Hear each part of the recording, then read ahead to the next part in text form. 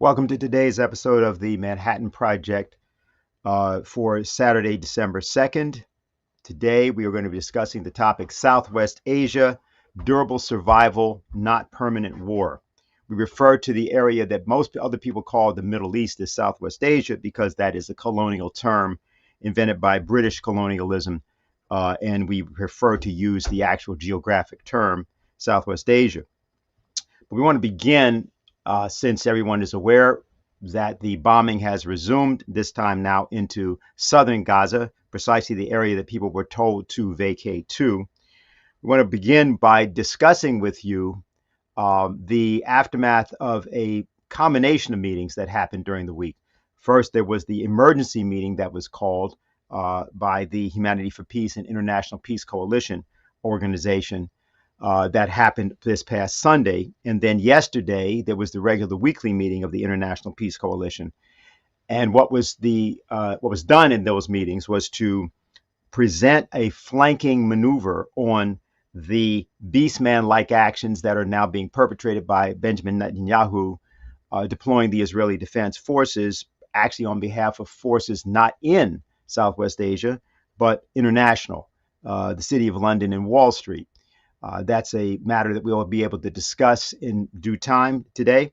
What we want to do is to bring to you the presentation that was made by Helga LaRouche, the founder and leader of the Schiller Institute, the presentation that she gave to people yesterday at the beginning of the International Peace Coalition's meeting. Yes, hello to all of you. As you all know, the bombing of Gaza has resumed, and they were throwing out leaflets over the south demanding that the people should evacuate. Now that is the region where people were asked before to evacuate to. So where should they now go? Now this follows a participation of Secretary of State Blinken at the war cabinet of the Israeli government just yesterday, where Blinken, according to the media, was telling them that they should restrain themselves, that they could not do in the south what they did in the north, that basically people should be spared, the civilians should be spared, there should be no attacks on UN facilities, but obviously nothing has been done to enforce that. So these were just words, which had no impact on the Israeli behavior. And, I want to just reference, and people can read it up themselves, an article which was just written by Chris Hedges of Consortium News and former New York Times journalist, Pulitzer winner. And he basically says this is not a war. The intention of this whole campaign is to make Gaza uninhabitable, to basically by destroying hospitals, and there have been 21 of 35 hospitals in Gaza destroyed so far. The attacks on ambulances, on electricity, on water systems, oxygen, medicine supply, means it's not a war, but the aim is to cause genocide. And that also the fact that this whole operation is now step by step extended to the West Banks, where every 3 hours a Palestinian is being killed right now, basically has the immediate danger of expansion of the whole conflict. And he concludes his article by saying that Israel is going to destroy itself by this way. In becoming a monster, it will destroy itself. Now, I think that the immediate danger naturally is that it could spread to the region, because we had seen before the pause in the bombing, the whole situation was super tense, where Hezbollah had said that there is a red line if there's too much more killing of the Palestinian in Gaza, that there is a red line. We have heard similar things stated by the government of Iran. The Algerian parliament voted unanimously that if there would be more killing of the Palestinians, they would prepare to enter the war. And naturally, you have the Houthis in Yemen who already have said that they would participate in the war. And you have naturally the different troops, US troops sitting in Iraq and in Syria, where attacks have already occurred, especially in Iraq, from groups which, have basically increasingly distanced themselves from Iran.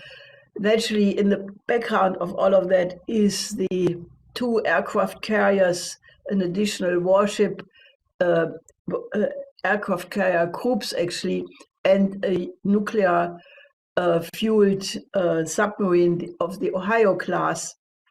All of them are in the region, obviously as a deterrent against possible attacks against US troops and facilities in the region.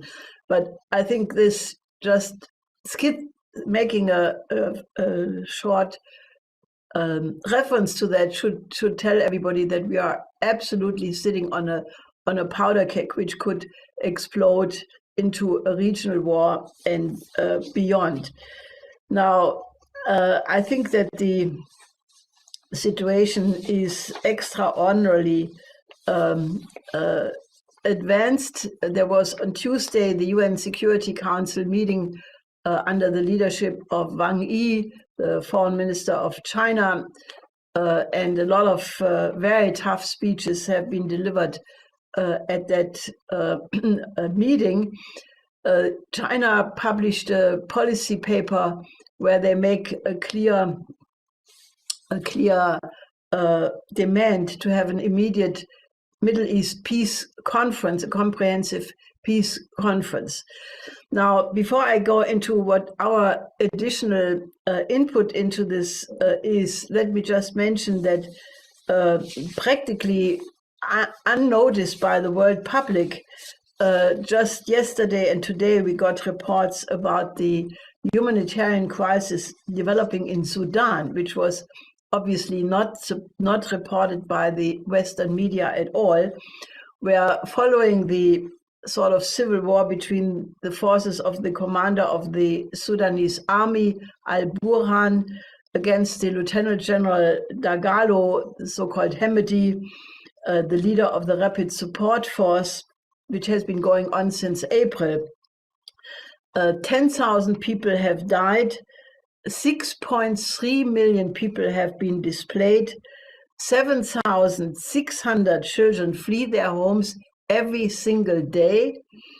And between October and November 15th alone, 350,000 children have been displaced.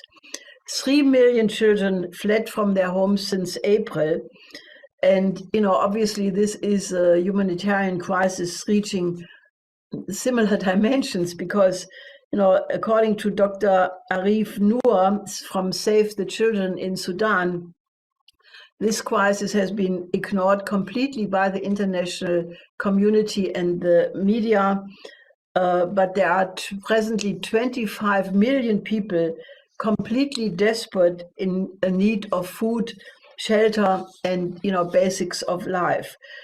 I just want to reference that because while we are focused on the need to have an end to the fighting in Gaza as the most immediate focus, and while we are focused still on the situation in Ukraine, which is also not a lesser danger to expand into a larger war either, we cannot overlook such an incredible situation in Sudan. And it just underlines the point we have been making now for half a year in these weekly meetings, that we need a complete change in the system.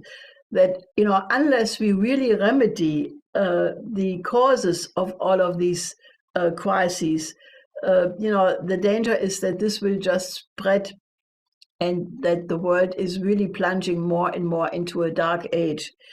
Now, that is why we have been on this mobilization. We discussed it already last week, and we have tried to, spread the idea. We tried to spread the idea of a Oasis Plan, the idea of that the only way that there's any chance to have a return to peace and development in the region of Southwest Asia would be to propose a comprehensive economic development plan based on the original outline given by my late husband, LaRouche, already in 1975, which he had called the Oasis Plan.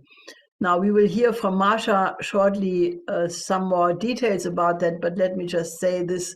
This is the idea that we absolutely have to have a comprehensive economic development plan for the entire region, including Afghanistan, Iraq, Syria, Yemen, reaching into Northern Africa, with the idea to greening the desert, because the biggest economic problem in this region is a lack of water, a desert which is expanding, and this can only be remedied by creating new fresh water by, on most important, developing canals from the Mediterranean to the Dead Sea, and from the Dead Sea to the Red Sea, through the Aqaba, and then using large-scale desalination of this ocean water, salty water, to basically, have water for greening the desert, for agriculture, for infrastructure, for industrialization. And by giving an economic perspective for all the countries of the region to overcome their present destitute, at least some countries for whom this is definitely the case, Afghanistan, Iraq, Syria, Yemen, Gaza, West Bank, these are all areas which are absolutely in a terrible poverty for a very long time. And by offering a joint development for the benefit of everybody, there is the chance to alleviate the situation and return to a peace order. Now, we think that that should be the economic basis of what China has proposed with their comprehensive Middle East peace proposal.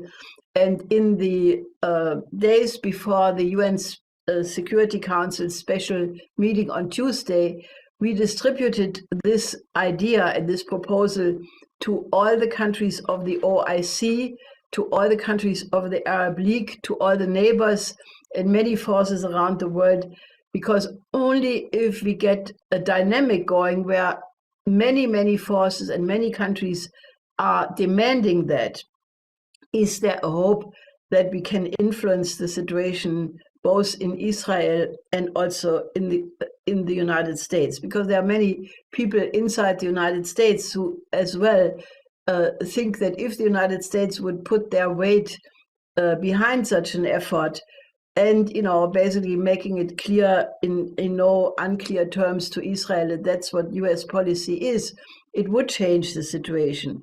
So therefore, we are calling on all of you, and we should discuss it in this present meeting. How can we make sure that this idea of an Oasis development plan becomes the overwhelming dynamic to reach peace in the Middle East?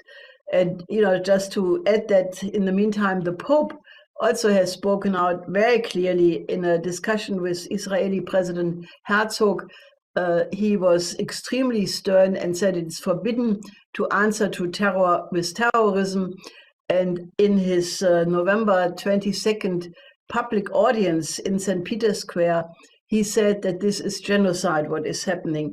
And I think this is really a call, for all people of goodwill to get into action, because we are sitting on a powder keg which could turn into a global war. Now, last Sunday, we had a special conference where we showed the Hiroshima movie, a documentary which showed what happened actually in the Hiroshima bombing. And I think that memory is absolutely called for, because if this continues, then that could easily happen. Already now, more people were killed in Gaza than in Iraq and Afghanistan during several years, and more explosives have been thrown on Gaza than in the Hiroshima bombing. So I think, there is absolute reason for everybody to be alarmed and get into action, work with us, that we can shift the situation, because this is now an extremely serious escalation, which urgently needs the intervention of as many peaceful people around the world as possible. That's what I wanted to say. If you just joined us, we want to welcome you to today's Manhattan Project meeting of the LaRouche organization, entitled Southwest Asia, Durable Survival, Not Permanent War. It's really sort of the third of three meetings that began with Sunday's emergency conference, just alluded to by Helga Sepp-LaRouche, the founder and head of the Schiller Institute. She was referring to a conference that happened, which was called No More War Crimes, Economic Development, Not Depopulation. And it was happening on Sunday, despite the fact of the Thanksgiving weekend, because of the anticipation by thinking people that there would be, in fact, an end to the truce once Thanksgiving, the publicity and the highlights of Thanksgiving were over. Doesn't mean that the truce was insignificant. It doesn't mean that the truce was not important, and certainly it could have been extended. But the crime of the reenactment, recreation, return to war is something that we had anticipated, and we are here today to talk about what has to be done. We'll be hearing from two speakers this afternoon. Richard Black, who's the United Nations representative for the Executive Intelligence Review, or person that works over there, and then Ray McGovern, co-founder of the Veterans Intelligence Professionals for Sanity, and analyst with Central Intelligence Agency for 27 years. Helga referred to the idea of this Oasis Plan, the idea that there has to be something new that's introduced into the circumstance. And in yesterday's meeting, Marcia Baker of Executive Intelligence Review gave a presentation about that concept. I want to reference a quote that she used yesterday from Henry Wallace from 1945, referring to that area. Palestine's Jordan and the vast arid plains, which in ancient times were watered by the Tigris and the Euphrates. The challenge of these new frontiers should stimulate us for many years to come. What that exactly refers to will be discussed. But as you can see, the Vice President of the United States, Henry Wallace, who was himself a farmer and was very familiar with the idea of the significance of irrigation, of expanding the volume of river flow, the significance of the fact that the greatest problem confronting the area called the Middle East is water, fresh water. In the time of Franklin Roosevelt, there were plans to deal with this. The creation of a Tennessee Valley-like economic miracle in Palestine has yet to be carried out. And what happened yesterday was that we had this presented, and we want to show you an excerpt from that presentation, which will be available shortly. What I will do is look at two times in modern history where a version, elements of the Oasis Plan approach of making resources was on the agenda for Palestine and Israel and elsewhere in this entire desert region, but the enemies of peace stopped it. Now, let's go back to the middle of the 20th century after World War II, because at that time, rebuilding the world was on the world agenda, and the Jordan River by name was on it, along with doing something about the Ganges, the Indus, the Mekong, the Congo, the Amazon. And I will show a quote from the Vice President of Franklin Delano Roosevelt. His name was Henry Wallace. He wrote a book about putting multi-millions to work. And he said, we have to work on the rivers. quote, he said, Palestine's Jordan and the vast arid plains, which in ancient times were watered by the Tigris and Euphrates to the east.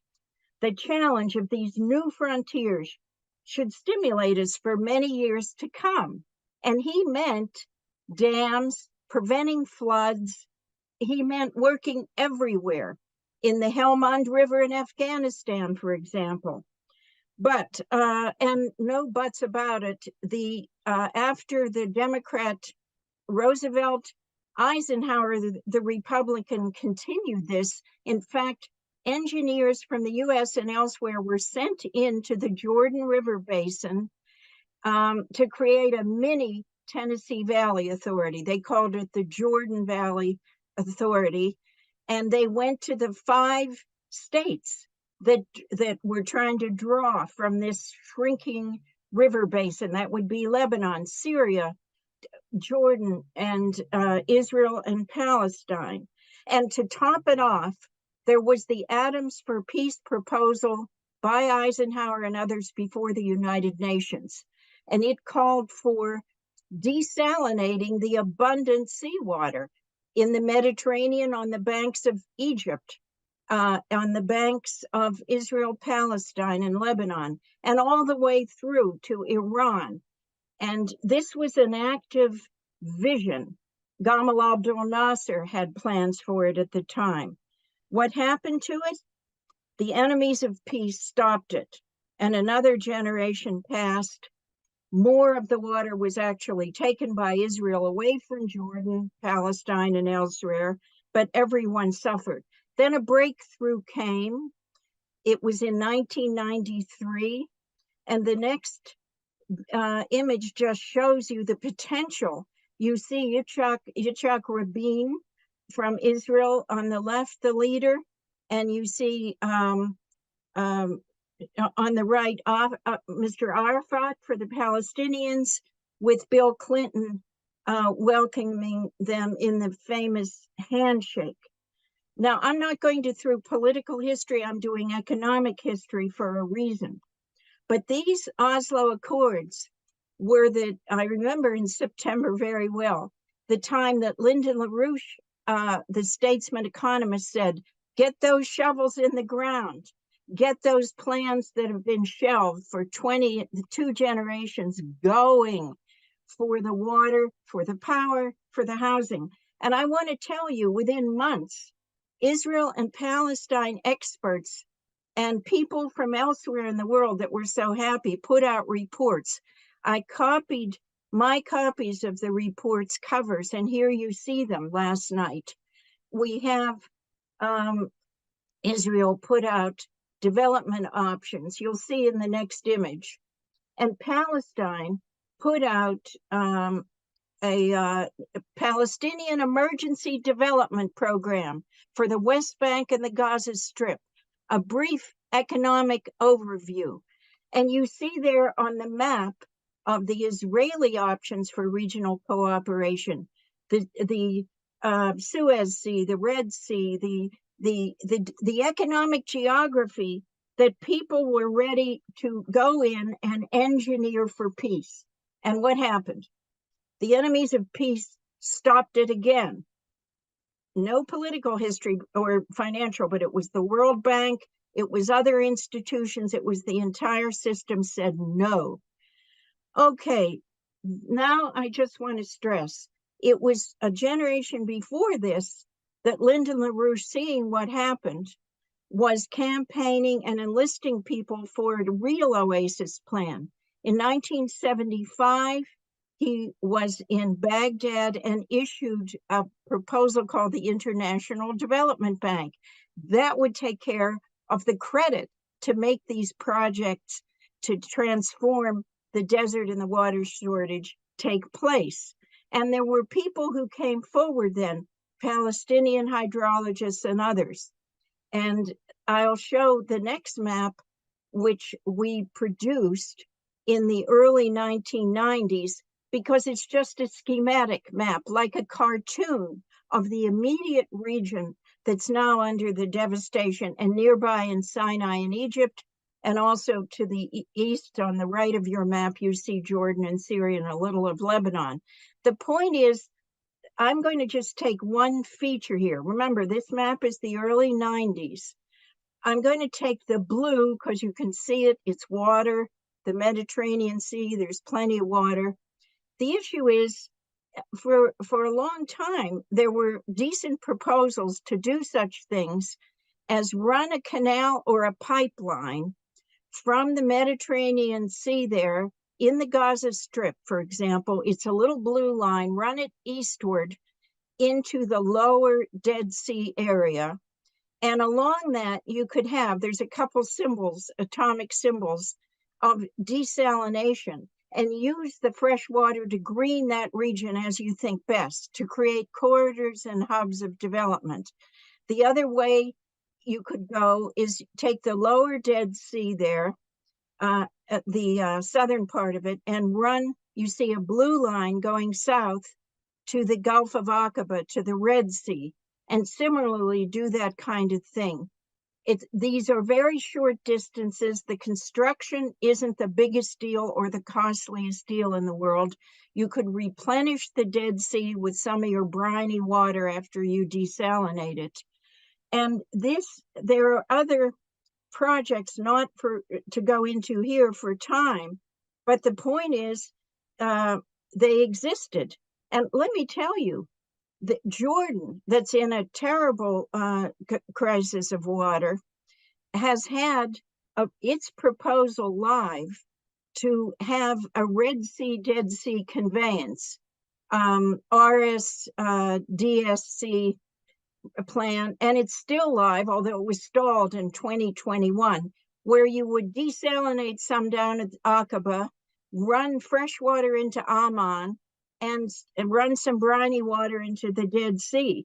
This is all live, but the enemies of peace have stopped it. They brought us where we are today, and now we're called upon to put this development, this Oasis plan for development, on the world agenda again for action, because we cannot fail. Now, often people ask us, well, who are those enemies of peace? And we happen to have a pretty good idea who they are, since from 1975, April of 1975 to be exact, Lyndon LaRouche was intimately involved in that area of the world. He had traveled to Baghdad at that point for a conference in April of 1975. And in the course of having a discussion with many different countries there, began the formulation of and sort of described and discussed with them the creation of what was called the International Development Bank. From that time, the idea of what is called the Oasis Plan emerged.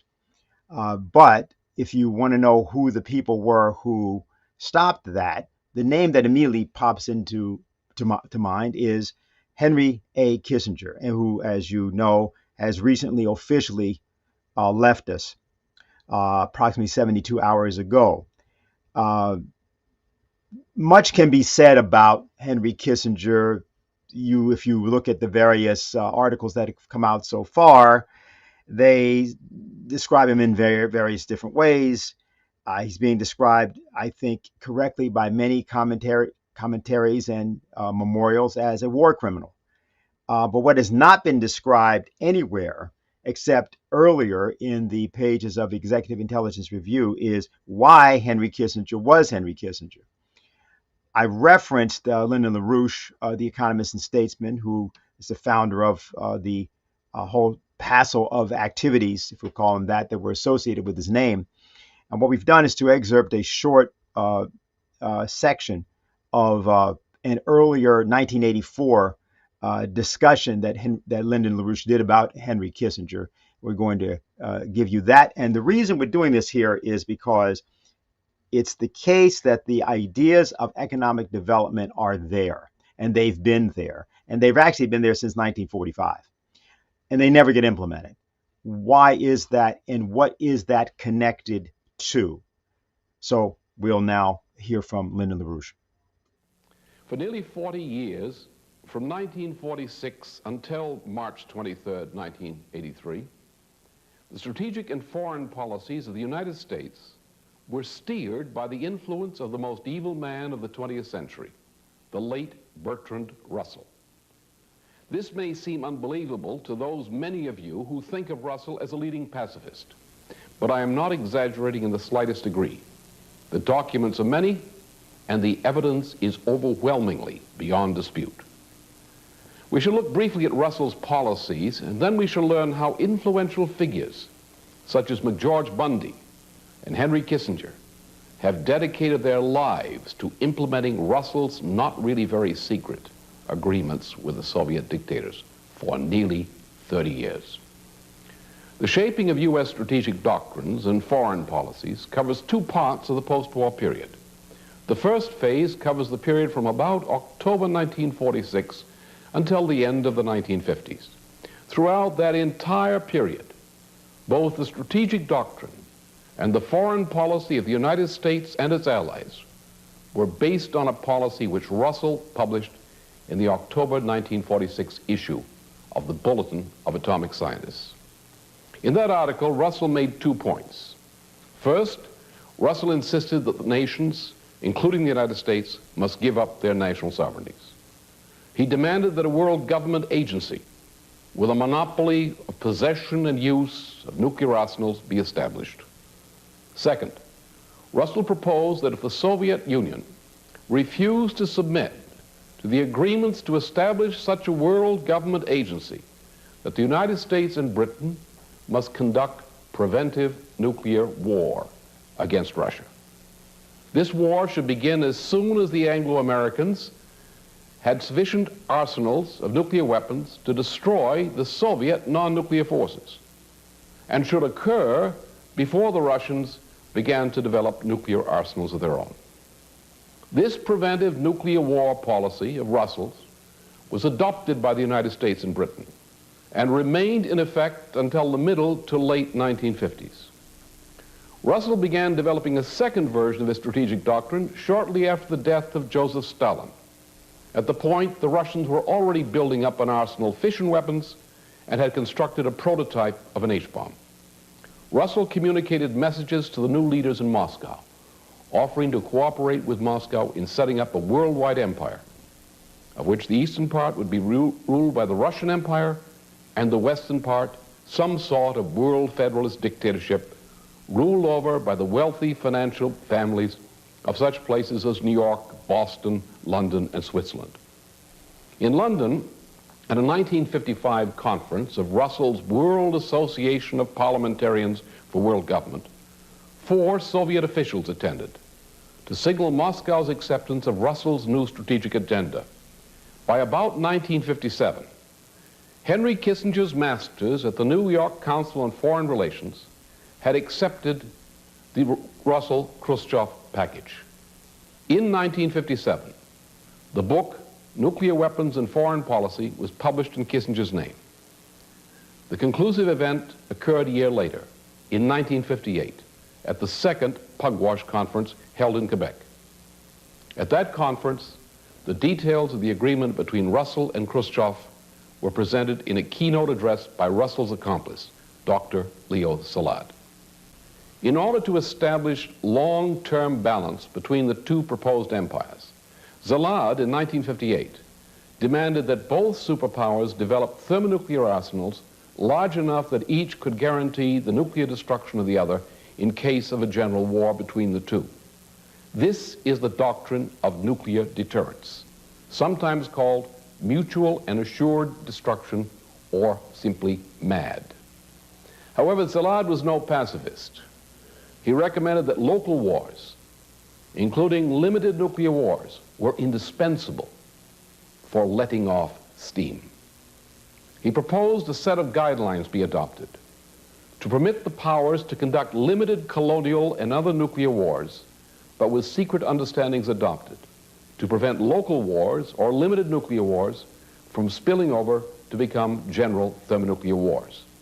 This doctrine, set forth by Szilard back in 1958, became known as flexible response.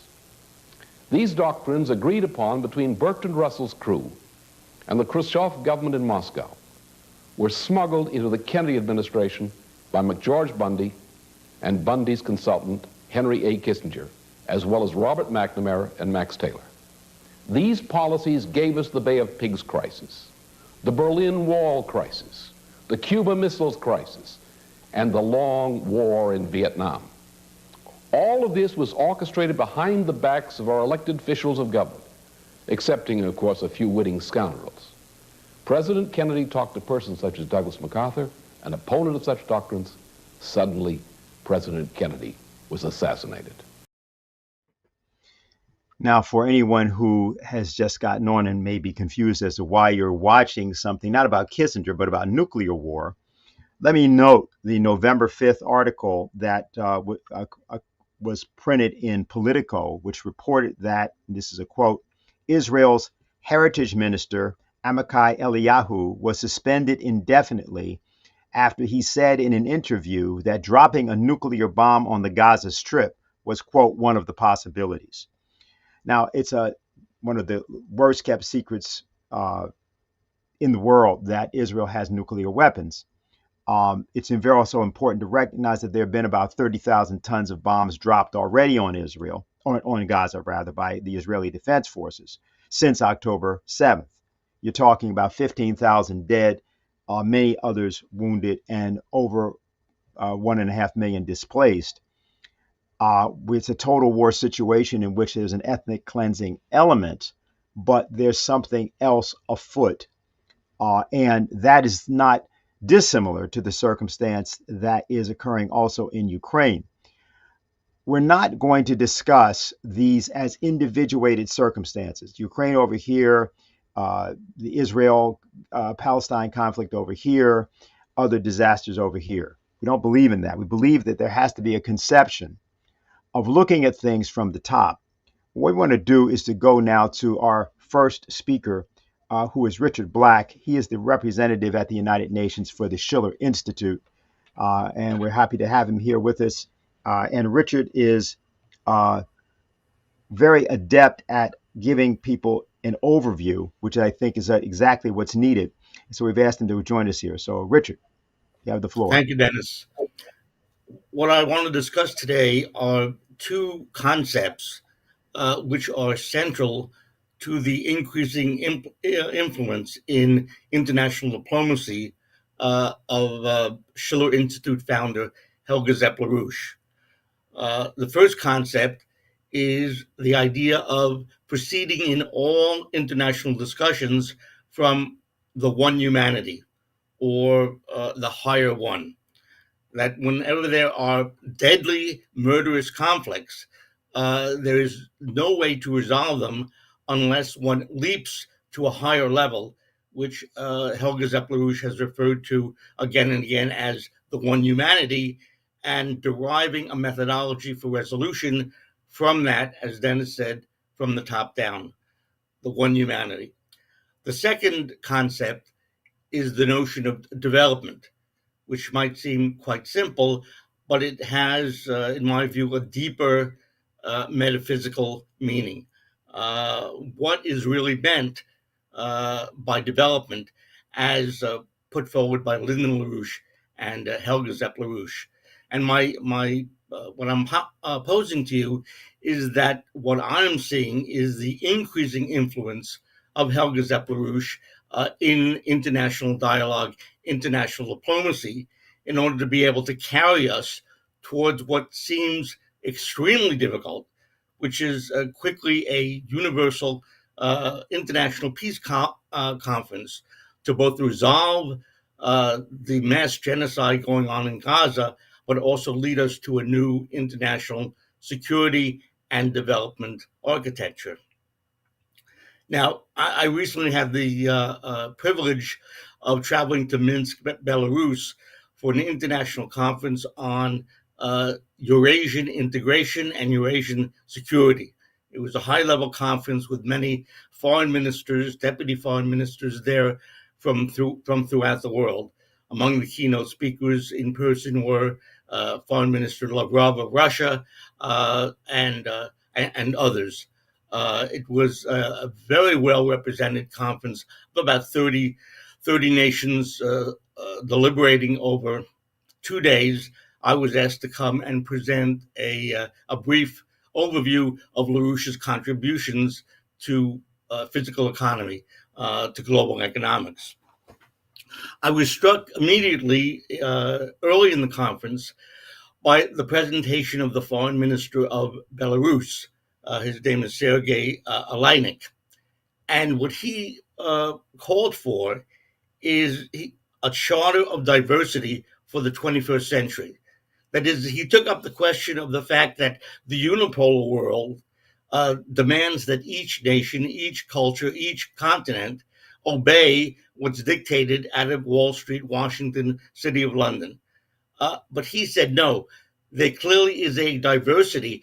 We need to be more scientific, more clear. We need a charter for diversity for the 21st century. He said, in fact, virtually quoting Helga LaRouche, he said, we need a new development and security architecture worldwide. And he said, this is not something only for the Eurasian nations, the nations that were present at the conference. He said, we are completely open to the West, for the West to join if they so choose. So all of the developments that we read about in terms of the formation of a new international monetary system, a new currency of trade within the Eurasian nations, led by China, Russia, this is in no way, and this was reiterated again and again at this conference in Belarus, this in no way excludes the West or is anti-West. They're waiting for the West to give up their insanity and join what the global majority is creating. Another of the keynote speeches at the conference was by the foreign minister and minister of foreign trade, Peter Szijjártó of Hungary. He was the only high-level Western official there. He gave an extraordinarily passionate speech saying that those in Western Europe who are saying that Russia is the enemy, we have to split from Russia, he said, this is insane. It's impossible. He said, we are completely integrated. We are integrated economically, we're integrated historically, we're integrated spiritually.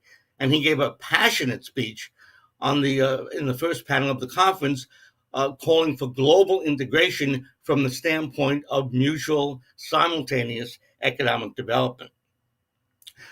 Often people have asked me about how did China, as a third example I can give you, how did China bring together over a series of months of discussion in private between the leadership of Saudi Arabia and that of Iran, sworn enemies who had broken long ago diplomatic relations.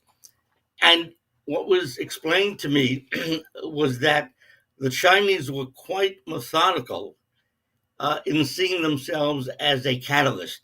As in a chemical reaction, you sometimes need a catalyst which allows two properties or two molecules to interact and create something new. However, the catalyst is never changed and is omnipresent. If you take the catalyst away, that chemical reaction doesn't occur. So China sees itself as a catalyst in solving what seem like historically impossible problems to be solved. And the way that China, as described to me, the way the Chinese carried out the discussions with Saudi Arabia and Iran is that the first step was to establish on each side an interest that there might be a different way to view the adversarial relationship. Once that beginnings of interest were shown, then it had to be developed by China what the mutual economic benefits would be of a reestablishment of relations. Once that was established, then it was able to make more clear that there was a higher one, that there was a higher unifying purpose and directionality which both these nations could participate in as diverse cultures, but involved in something bigger than each of themselves. I was impressed when this was first explained to me because as I suspected, the Chinese leadership, who are intellectuals, who are experts in history, have a very methodological approach. What they're doing diplomatically worldwide, day by day, is very deliberate, very scientific, and is based on truth, certain fundamental truths about the universe. Another question people have asked me, and this came up in discussion at the conference, is here you have China, 1.4 billion people. That itself is a little bit hard for those of us in the West to grasp. 1.4 billion people in a nation about geographically the size of the United States. They have 56 different ethnic groups scattered throughout the nation. How is it possible that China developed rapidly, brought itself out of abject poverty 50 years ago to become the strongest and largest real economy in the world, with such diverse peoples, with their own dialects, their own customs, their own several thousand-year history? And it comes from a philosophical idea taken from, you've heard the name Confucius, from about 2,500 years ago. And one of the dicta that is often quoted is harmony within diversity. Harmony within diversity. It seems somewhat illogical on the face of it. But the idea is that the universe is defined in terms of its first principles by a greater harmony, and that the diversity that we perceive are elements within that harmonic structure. So there's in fact no contradiction whatsoever. There's a thread that goes throughout the presentations, the deeper speeches of the president of China, Xi Jinping, which comes from Confucius. That is, what I'm saying is they proceed in the battles in the UN Security Council from a philosophical outlook of the nature of man, the nature of the universe, and the relationship between man and his actions in the universe. And one of the concepts, one of the quotes, which has often been used in Chinese history, is this quote here. This is in Mandarin. It says, "Qian Sha Wei Gong." Qian Sha, all under heaven, Wei Gong, man's commonwealth. Or you can think of it as everything under heaven is the commonwealth of man. So again, in man's activity is defined by a unity that is everything under heaven, everything in the universe. So this idea that you must proceed from a higher one. Helga LaRouche, of course, talks about it in great clarity in terms of the great Renaissance figure in Germany, Cardinal Nicholas of Cusa, and the coincidence of opposites. But it has its corollary also in Eastern philosophy. And what I'm putting forward is that this idea of harmony in diversity and proceeding from the universe of politics as a whole first, and then going down to local hotspots or conflicts, this is now in great currency internationally. The second concept that I want to look at for a moment is this idea of development, which one would think is pretty simple. But there's actually a deeper meaning and more facets to this idea of development in the way that Helga LaRouche discusses it and is being now taken up internationally. A good insight into this understanding is if we look at a great spiritual and intellectual leader, Pope Paul VI of the Catholic Church, who in 1967 published an encyclical called On the Development of Peoples. And I think we have a slide which we can look at. And this gives you a good sense of it. There's a section of the encyclical simply called Development, the New Name for Peace. And Pope Paul VI writes, if we can have that slide, that would be good. When we fight poverty and oppose the unfair conditions of the present, we are not just promoting human well-being. We are also furthering man's spiritual and moral development, and hence we are benefiting the whole human race. For peace is not simply the absence of warfare, based on a precarious balance of power. It is fashioned by efforts directed day after day to the establishment of the ordered universe willed by God, with a more perfect form of justice among men. There you have the quote in front of you.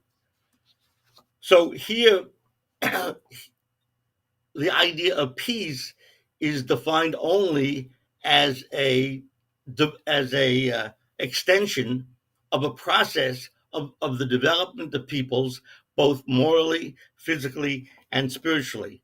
That is, the development has to occur within me, within you, within each citizen of each nation, and within each nation as the community of man. This is a conception which is not economic. It's not about trade. It's about the development and the progress of both the material substrate of life, but also the moral development of man and society. And I'm very struck. I was struck this week looking at the UN Security Council debates chaired by the Foreign Minister of China, Wang Yi, on Wednesday. The topic was a resolution of the Holocaust against the Palestinian people. The very thoughtful ambassador to the UN from China, Ambassador Zhang Jun, said the following. Again, this is on this question of what is development? What is its power? And Ambassador Zhang said in his presentation, actually this was 2 weeks before, when there was a special UN Security Council conference on development as the new name for peace. And what Ambassador Zhang said at the Security Council was peace, development, and human rights. Peace, development, and human rights. These are the three pillars of the United Nations. Among them, development holds the master key to solving all problems. To emphasize again, development holds the master key to solving all problems and constitutes the basis for promoting peace and protecting human rights. So this is somewhat of a truism that the original founding of the United Nations was based upon three goals, three necessities: peace, development, and human rights. But here, Ambassador Zhang has the insight. He said, peace is derived from development.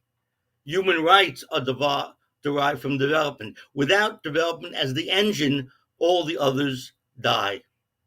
Interestingly, on a personal note, another diplomat a few years back said to me, we were talking about the role of the UN, and he said, well, when the UN was founded, it was founded on three pillars: peace, development, and human rights. He said, unfortunately, in the last 2 decades, they dropped development and they're left with the shell of peace and human rights. And then the very forceful Russian ambassador to the UN, Ambassador Nebenzia from the Russian Federation, in the same debate, he talked about the method of allowing development of the formerly ravaged colonial sector, that is, most of the nations of the globe. He said, and he talked about the role of Russia presently in transferring technology into the global south. He said, the transfer of technology and expertise to the poorest and the most vulnerable countries without preconditions and the development of industry and critical infrastructure, Russia is involved in projects in the areas of industrialization, digitalization, agriculture, and the production of electricity. So the concept of development is being honed in on by these leaders of the BRICS nations, China and Russia, so that it's very concrete in terms of what is to be done in order to allow development to bring in a new peace order. I was also struck, and this is a little bit going back in history. There's been a dialogue, as many of you know, between the Schiller Institute and its founders, Lyndon LaRouche and Helga LaRouche, a dialogue with the intelligentsia in China for many decades now. Well, it turns out that a good section of the intelligentsia of China is in the executives of the government, which is perhaps a little bit hard to fathom looking at Western leaders that we deal with currently. But at a conference, this was in 2013, a leading scholar at the European section of one of the leading institutes in China, his name is Dr. Cui Hongzhen, gave a discussion about the questions of development and the role of the Schiller Institute, Helga LaRouche, and Lyndon LaRouche, which I wanted to point to, because the role today of Helga LaRouche in the way that she defines the higher one, the way that she defines the role and the nature of economic development is, I can tell you, in greater and greater currency in all of the discussions that are of importance towards resolving the current states of war throughout the world today. This is how Dr. Cui ended his address. He said, and this gives me a bit of an insight into the relationship between Lyndon and Helga in dialogue since the mid-'80s with China and the Chinese leadership. Here's what the professor said. He said, "I will express my tribute as a Chinese scholar to Mr. LaRouche and to his wife. I know that the relations between Mr. LaRouche and his wife and China, well, they track back more than 20 years, when a very popular Chinese journal published an article by Mr. LaRouche. Now, he was speaking in 2013, the same year that the Belt and Road Initiative was launched. He said, in that article, Mr. LaRouche predicted that China needed to do something more at that time. Otherwise, the Chinese wealth would transfer from the mainland rural area to the coastal area and then be exported to other countries. And Mr. LaRouche also reminded us that there was very bad thinking in China at the time, namely that we need to make money as quickly as possible. LaRouche said that would be dangerous to the moral system of China, and it would be dangerous, harmful for those people, those elites, who can decide what's the right direction for China as such a big country. So, Mr. LaRouche suggested that what China needed to do was to go back to a classical national economic principle, because that is the basis for all of those Western big powers for their own rise in history. And then 10 years ago, one of my friends, Mr. Ding, who, by the way, is a leading economist in China, Mr. Ding conducted an interview with Mr. LaRouche, and Mr. Ding told me that he was very, very much in admiration of Mr. LaRouche, because LaRouche, he's almost like a legend as a person who lived in the United States, in a Western country, but he has this kind of encouragement, wanting to reshape Western civilization. Time is flying, and also for the Chinese people. We have always respected those people who believe that they practice life for one goal, as a Confucianist. So, finally, please permit me to call Mr. LaRouche a Confucian mentor. Thank you. And that's how he ended his address. So I think that gives us a good insight there. Lastly, I want to bring together these two ideas for you of the higher one and development as they are pulled together by Helga LaRouche in a document which she wrote 1 year ago, which has circulated in probably 10 languages across the globe in elites everywhere. Uh, this document is called 10 Principles of a New International Security and Development Architecture. Um, can we have that slide, Kynan? The second slide. So, what I produce here is the 10th principle. You can find on the Schiller Institute website the entire list of 10. But she ends and culminates this extraordinary document with the following insight.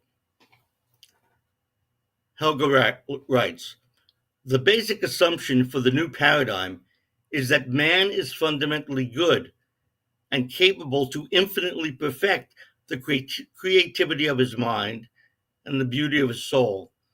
And being the most advanced geological force in the universe, which proves that the lawfulness of the mind and that of the physical universe are in correspondence and cohesion, and that all evil is the result of a lack of development, and therefore can be overcome.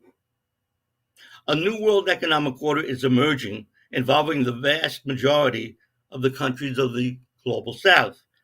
The European nations and the US must not fight this effort, but by joining hands with the developing countries, cooperate to shape the next epoch of the development of the human species to become a renaissance of the highest and most noble expressions of creativity.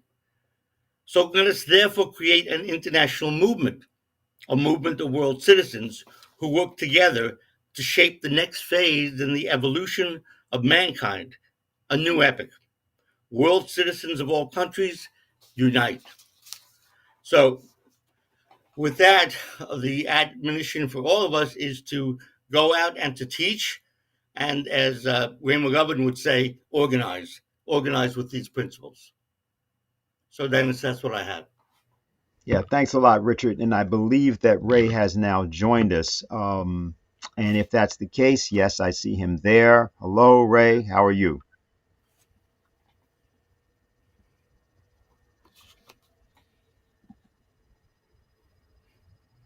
Are you unmuting? Yes. I can't see any unmute. Can you hear me? Well, yes, we can hear you now. That's very good. And I just want to, since you just want to bring you into the conversation because Richard had discussed earlier, and I had a question for you about this, Richard, because you referenced the conference in Minsk that you had attended, and you talked about you referenced that there was one significant personage from Hungary, but you were there also, and that other than that, this was essentially what the Eurasian Economic Union representatives or something of that type. And if so, what did the conference? What was you? I know what you said, but Ray doesn't. But what was the purpose of the conference and your and our role in it? Well, the purpose of the conference is that Russia, Belarus are under massive sanctions, of course, from the West. So this has required them to reorganize large sections of their industrial and agricultural economy. So very much is the case that Eurasia feels encircled and under assault. So on the lowest level, the purpose of the conference was to foster Eurasian economic integration and Eurasian security. But beyond that, what was discussed is that a new international monetary system is being formed, a new world system is being formed. And the tiny minority, which is not joined, is the errant and warmongering West. So, on the one hand, the topic was Eurasian integration and security. But as Foreign Minister Lavrov said, the moment that the West is willing to speak with us civilly, are happy to discuss having them join, and we will judge their sincerity given all of their war making in the recent epoch. But so on the one hand, it was Eurasian integration. On the other hand, it was speaker after speaker after speaker after speaker said, we are open to have the West join us. This is not anti-Western. So it was really a discussion of what, as I tried to point to, what is the meaning of development and how do we proceed? And the speakers were various. I mean, in addition to the deputy foreign ministers from Iran, Uzbekistan, Tajikistan, there was a high-level representative from Myanmar, a leading economist from Vietnam. So it was very wide-ranging. There were a few think tank people from Switzerland, Germany, a few other places in Western Europe. But from the United States, there was one speaker, me, and from the UK, one speaker, the very brilliant Professor Sakwa. So we were sort of holding up the banner of the West that it could join this new system.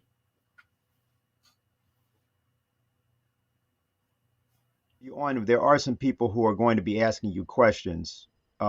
Is he there? I don't see him on the screen. He loses connection. I think we're having some problems with that earlier. Okay, we lost his connection. So here's what I'm going to do is I'm going to ask you a question, Richard, I had for you independently, and we'll try to get him on. And that's the following. So you've discussed in your presentation this idea of development. But of course, a lot of people use this term. It's very vague. Unscrupulous realtors in the U.S. use it all the time. Okay. Right. So what does China mean by that? Being a real estate developer, I get it. Okay. Yeah. I mean, because also, of course, back some years ago, there was a discussion and an accusation that the Chinese were taking over real estate in Manhattan and things. There are many ways in which people can hear what you were talking about. That's like calling Donald Trump a developer. Okay, go ahead. Right. You got it. Right.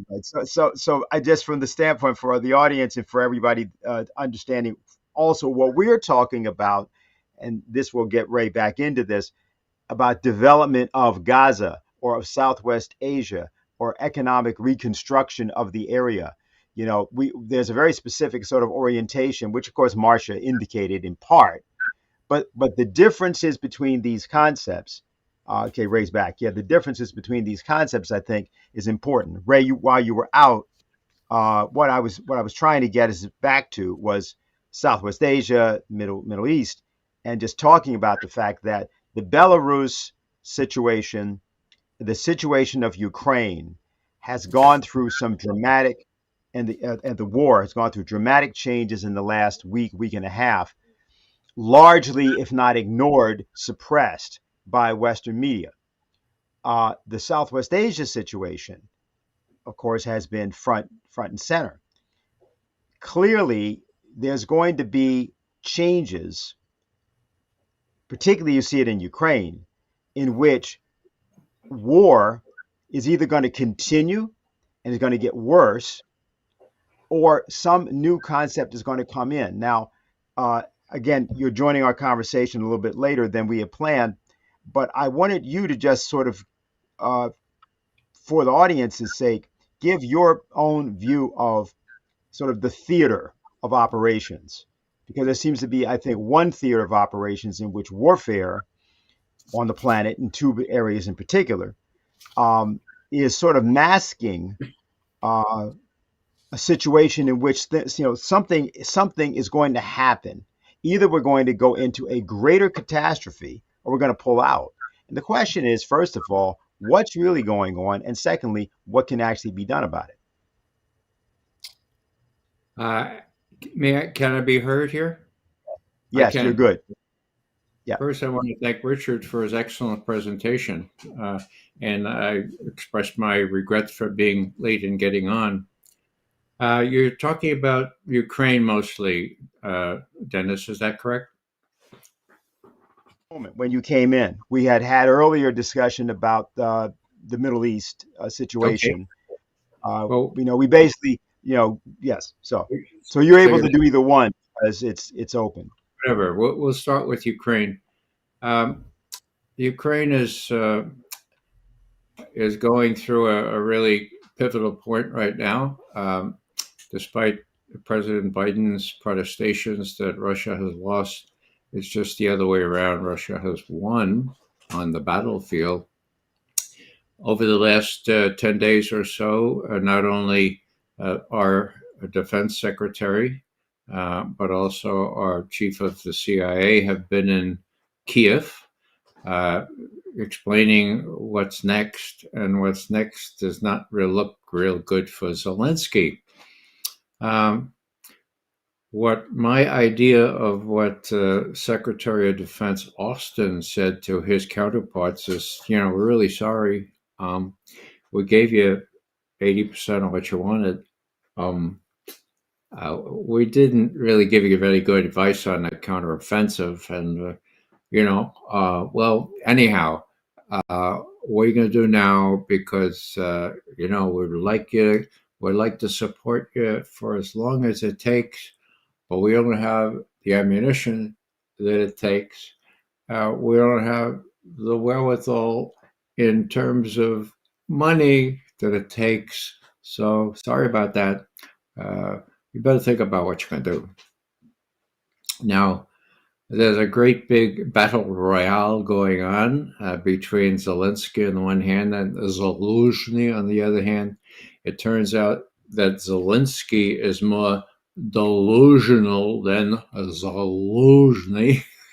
Hello, sounds like a comic opera, doesn't it? Well, it isn't. It's really serious.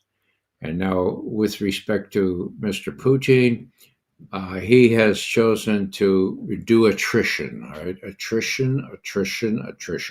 He's not gone as fast as most people thought he would. Why? Because he's a cautious person. He wants to make sure that he is really in a very strong position before he goes to the Dnieper River. Will he go there? He will, if he must. So, what is the U.S. advising Zelensky to do? Well, I have it on good authority. I should warn you, this is apocryphal. That what Bill Burns, the head of the CIA, said to Zelensky 2 days ago was, we have a position for you, a professional position. You're a professional comedian. Saturday Night Live is willing to hire you on at a very good penthouse rate. You'll have a place to stay in Manhattan with your lovely wife. It's over.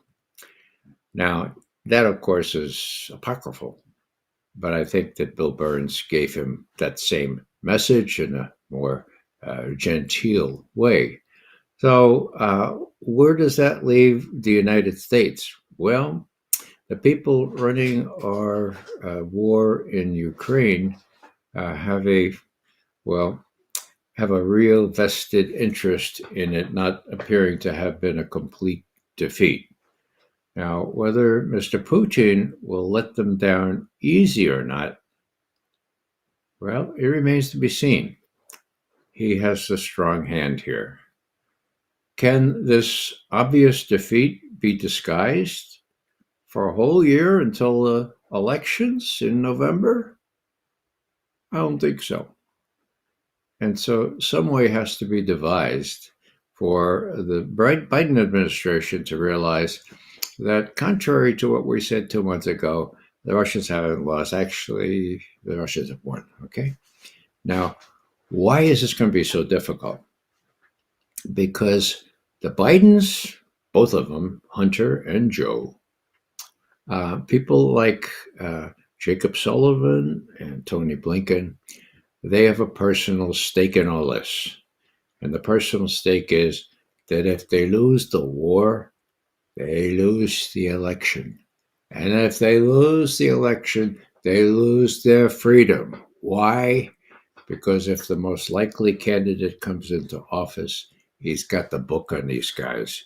He's got congressional, he's got court testimony, sworn affidavits, he's got emails up the kazoo that can show bribery on the part of not only Hunter but Joe.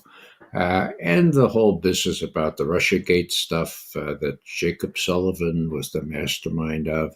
And with respect to Tony Blinken, you remember that he conjured up that false testimony by 51 former intelligence managers that Hunter Biden's laptop and its scurrilous and very indictable contents were the result of a sophisticated Russian intelligence disinformation operation.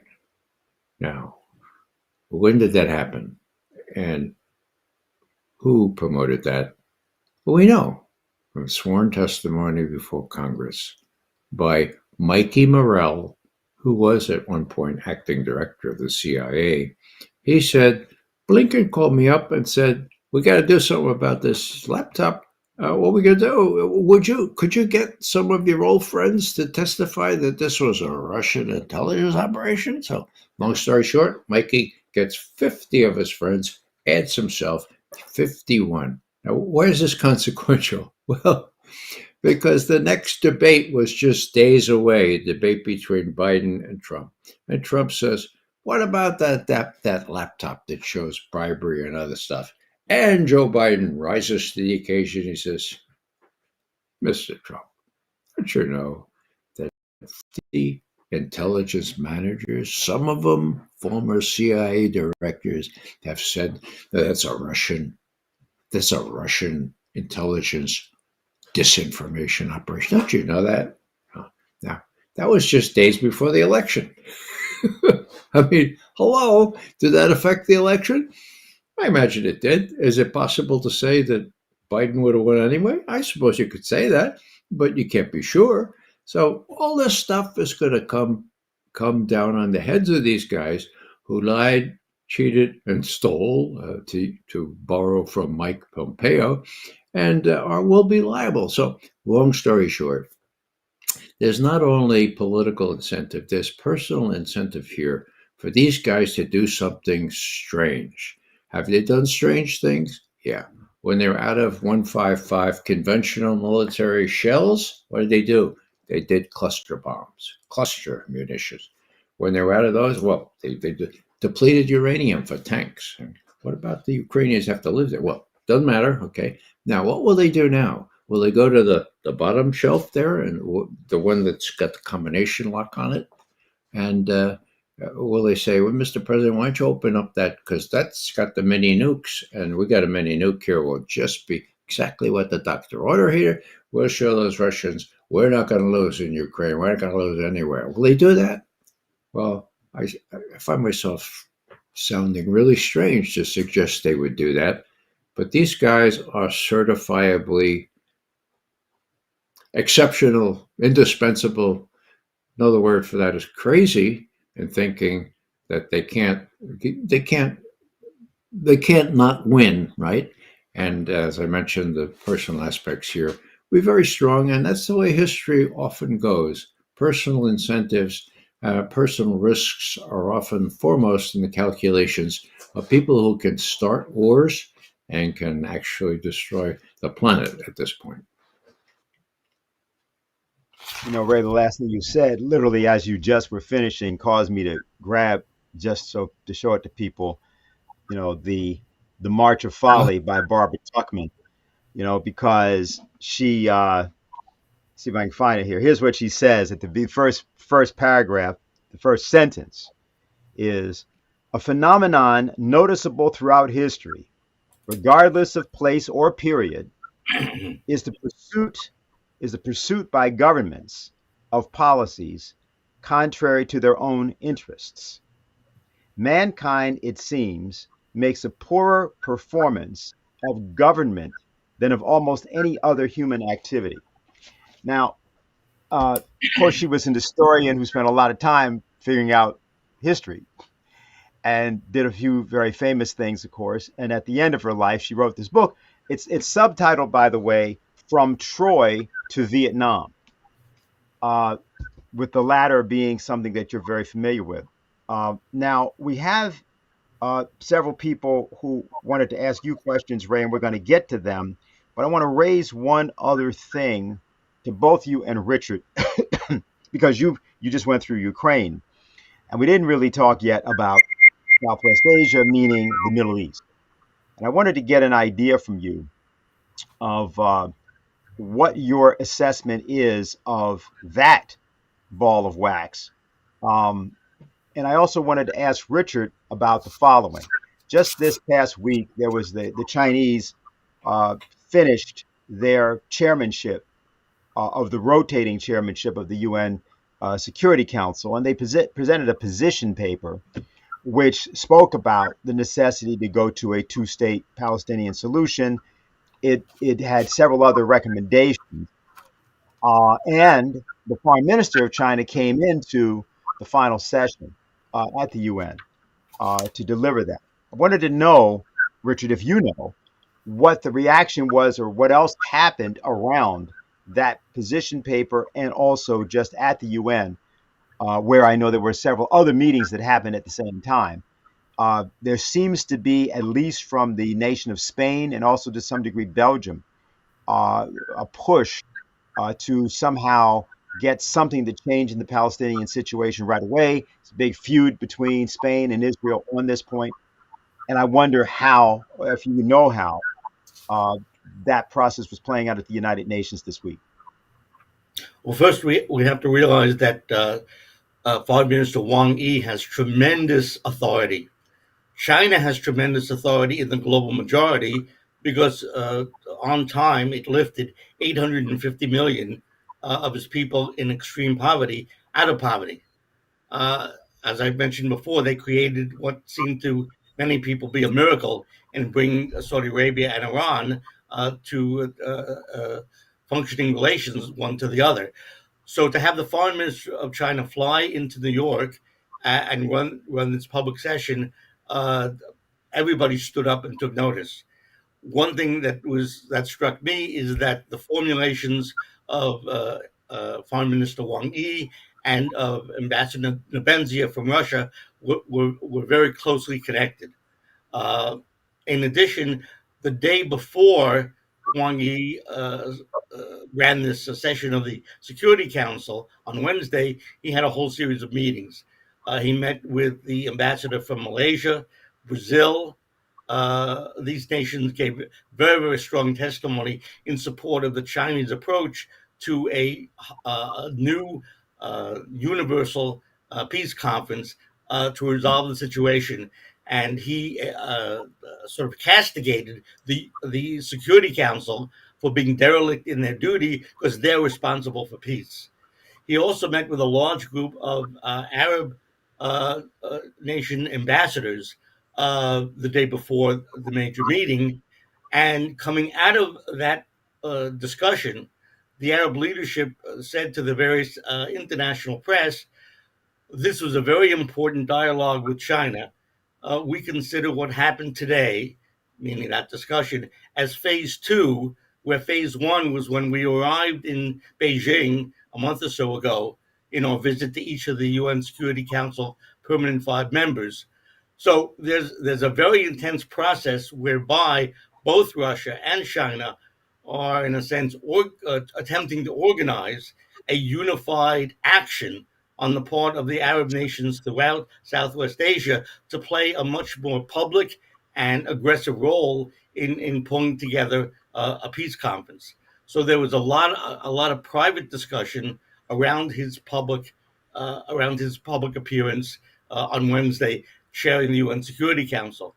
I was also struck by the very insightful Russian ambassador Nebenzia, their top man in New York, and you went earlier through the LaRouche Oasis Plan as described by Marsha Baker.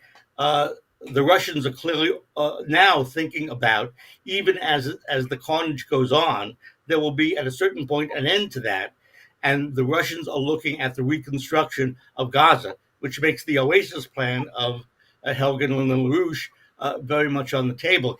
Here's what Nebenzia said. He said, this is in part how he concluded his remarks on Wednesday in front of the Security Council. Nebenzia said, speaking about the tomorrow of this conflict, it's time to think about the day after, too.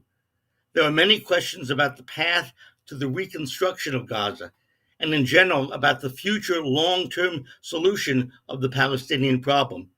And without its solution, it's impossible to ensure a truly sustainable security for Israel. He talks about the two-state solution, the role of the UN Charter. And then he says, talking about those goals, it is clear that in order to move towards this goal, along with efforts that involve resolving the most pressing humanitarian issues I mentioned, we need to establish a collective diplomatic mechanism. We are convinced that the countries of the region, Arab and Islamic states, should play an important role in this mechanism. So to my ear, what he's talking about is, on the one hand, initiatives that we've not yet seen coming from groups of nations, absolutely nations of the region, and also saying part of the discussion of ceasefire is a discussion about the reconstruction of Gaza and implicitly the entire area. And his remarks, Nebenzia's, very much were in harmony with the remarks of Foreign Minister Wang Yi. I don't know if that answers your question. Well, you put out a lot out there, and I'm going to come back to Ray, and then we'll go to we have one questioner who's on, and we'll go to that, and we have a couple other that have written in, which were directed largely to Ray. But Ray, you've been up at the United Nations, you've testified up there, and you're also aware, and several people have pointed this out, you have to have something come out of Israel, and you got to have something come out of the United States if you're actually going to get a real solution. So I come back to you and sort of ask how you respond to what you heard from what Richard had to say, and what your own thoughts are about how this process could be reshaped. I mean, obviously you're very involved in various organizations, peace organizations, so forth. What's your sense of where we are and what could be done? Well, this problem, the Israeli-Palestinian problem, has a huge background. And some of it has directly to do with the UN. Now, in 1967, during the Six-Day War, Israel occupied large areas of Palestine. The UN intervened at that point at the end of the year, and on November 22nd, 1967, said that Israel must withdraw from occupied territories. Now, whoa, was that a tight vote? No, it was unanimous, a Security Council unanimous decision, Resolution 242, 22 November 1967, saying that Israel has to withdraw from the occupied territory. So, did the U.S. vote for that? Yes, the U.S. voted for that. Everybody voted for that. Now, what happened? Well, the Israelis thumbed their nose at the rest of the world. They said, no, we're not going to withdraw. And so they didn't until Jimmy Carter bordered that agreement with Egypt. So they withdrew from the Sinai, but just the Sinai. Golan Heights, part of Syria, Gaza, of course, still occupied. So what does this mean? Well, this means that the UN has a solid juridical basis to go back to that and say, look, we're going to enforce that now. You didn't do it before. We're going to enforce it now, or at least they can start out from that starting point. Now, I would say that Wang Yi, that was a big thing, as Richard suggested. He's not only a foreign minister, he's a member of the Politburo in Beijing. He's one of the power people there in Beijing. So what did he do? Well, as Richard just already explained, he's been very tight with the Arab foreign ministers. How about the Arab foreign ministers? Well, there are lots of Palestinians, like I think maybe 7,000 Palestinians living outside of Palestine in places like Jordan, Syria, uh, Lebanon, even Saudi Arabia. And they put pressure on their own governments. And even in Turkey, where the Turkish leaders aspire to be heads of the Islamic world, well, there's lots of pressure going on to do something about what the Israelis are doing in Gaza. And I use the word advisedly, genocide. It's a textbook case of genocide. So the question is whether these people will find some way to stop the carnage short of war. And that remains to be seen. It's really, really hard to see that they can summon the courage to do that, although Hezbollah from the south of Lebanon is already sort of entering the war to a measured extent from in the northern part of Israel. What else can be said here?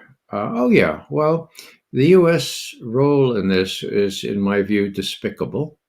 When Bibi Netanyahu said, hey, Joe, come on over and bail me out, Joe was on the next plane, virtually gave him a great big bear hug. And after the humanitarian pause in the carnage, I mean, does humanitarian and carnage or humanitarian and genocide go together? I don't think so. It sounds like an oxymoron to me. But after the pause, what happened? Well, just as it was ending, Tony Blinken scurried up there to Tel Aviv and said, did he say stop it? He said, don't resume this genocide? No, he didn't even say that. What did he say? He said, when you restart the genocide tomorrow, we appeal to you to have some sort of a plan. Let's have a plan to reduce the number of civilian casualties. Now, what he should have said, of course, is, look, you resume the genocide tomorrow, no more military aid from us, no more political support. You're out of here. This is a genocide, just like 6 million Jews during World War II. We won't abide by it. You want to make your own decisions? Okay, we're not going to support you. You're going to run out of arms and ammunition. That's what he should have said, but he didn't. So, last thing I'll say here for context is that this business about Israel has the right to defend itself, right? Wrong. Israel does not have the right to defend itself in occupied Gaza. Now, under international law, Israel has the right and the duty to protect the occupied people in Gaza. Okay? Think about World War II. Now, I was alive during World War II, and I remember lots of stuff going on there, and I've studied in history, and here's the deal, okay? When the Germans rolled into France and got some French stooges to set up a government called the Vichy government, right? Well, there was a pretty powerful resistance in France. They didn't like the Nazis ruling France. And so what did they do? They did the kinds of things that resistance forces do. Now, are we to say that the Nazi regime, the Nazi occupiers, had a right to defend themselves against the resistance? Is that what you really think? That the Nazis had a right to defend themselves against the French resistance? I don't think so. And of course, that's not the case. So, since World War II, the international law has been refined to the point where it's explicitly clear that Israel has no right to defend itself against the people in Gaza, much less have the right to launch a genocide against the people Gaza. So these are just little things that don't appear in the mainstream press, of course, but might help those of you who are listening kind of bring discussions back to reality, as they often veer into irreality and emotion. I think I'll stop there, Dennis, because you said you had some questions. Yes, I do. And if we can kind of bring up the first person we have there. Hi. Okay. Hello. Hi. Go ahead. So I was listening to both of your presentations. I thank you. And I automatically started thinking just about foreign aid generally, what we've done throughout history. And as you said, Ray, at this point, we can't lie or pretend that Ukraine hasn't lost this war, which is horrible, that there was any war to begin with. But and I was just discussing this with a close colleague. Where did all the little blue and yellow flags go? They're not in windows anymore or on people's porches or wherever, because this separate conflict, but connected, has started and is continuing.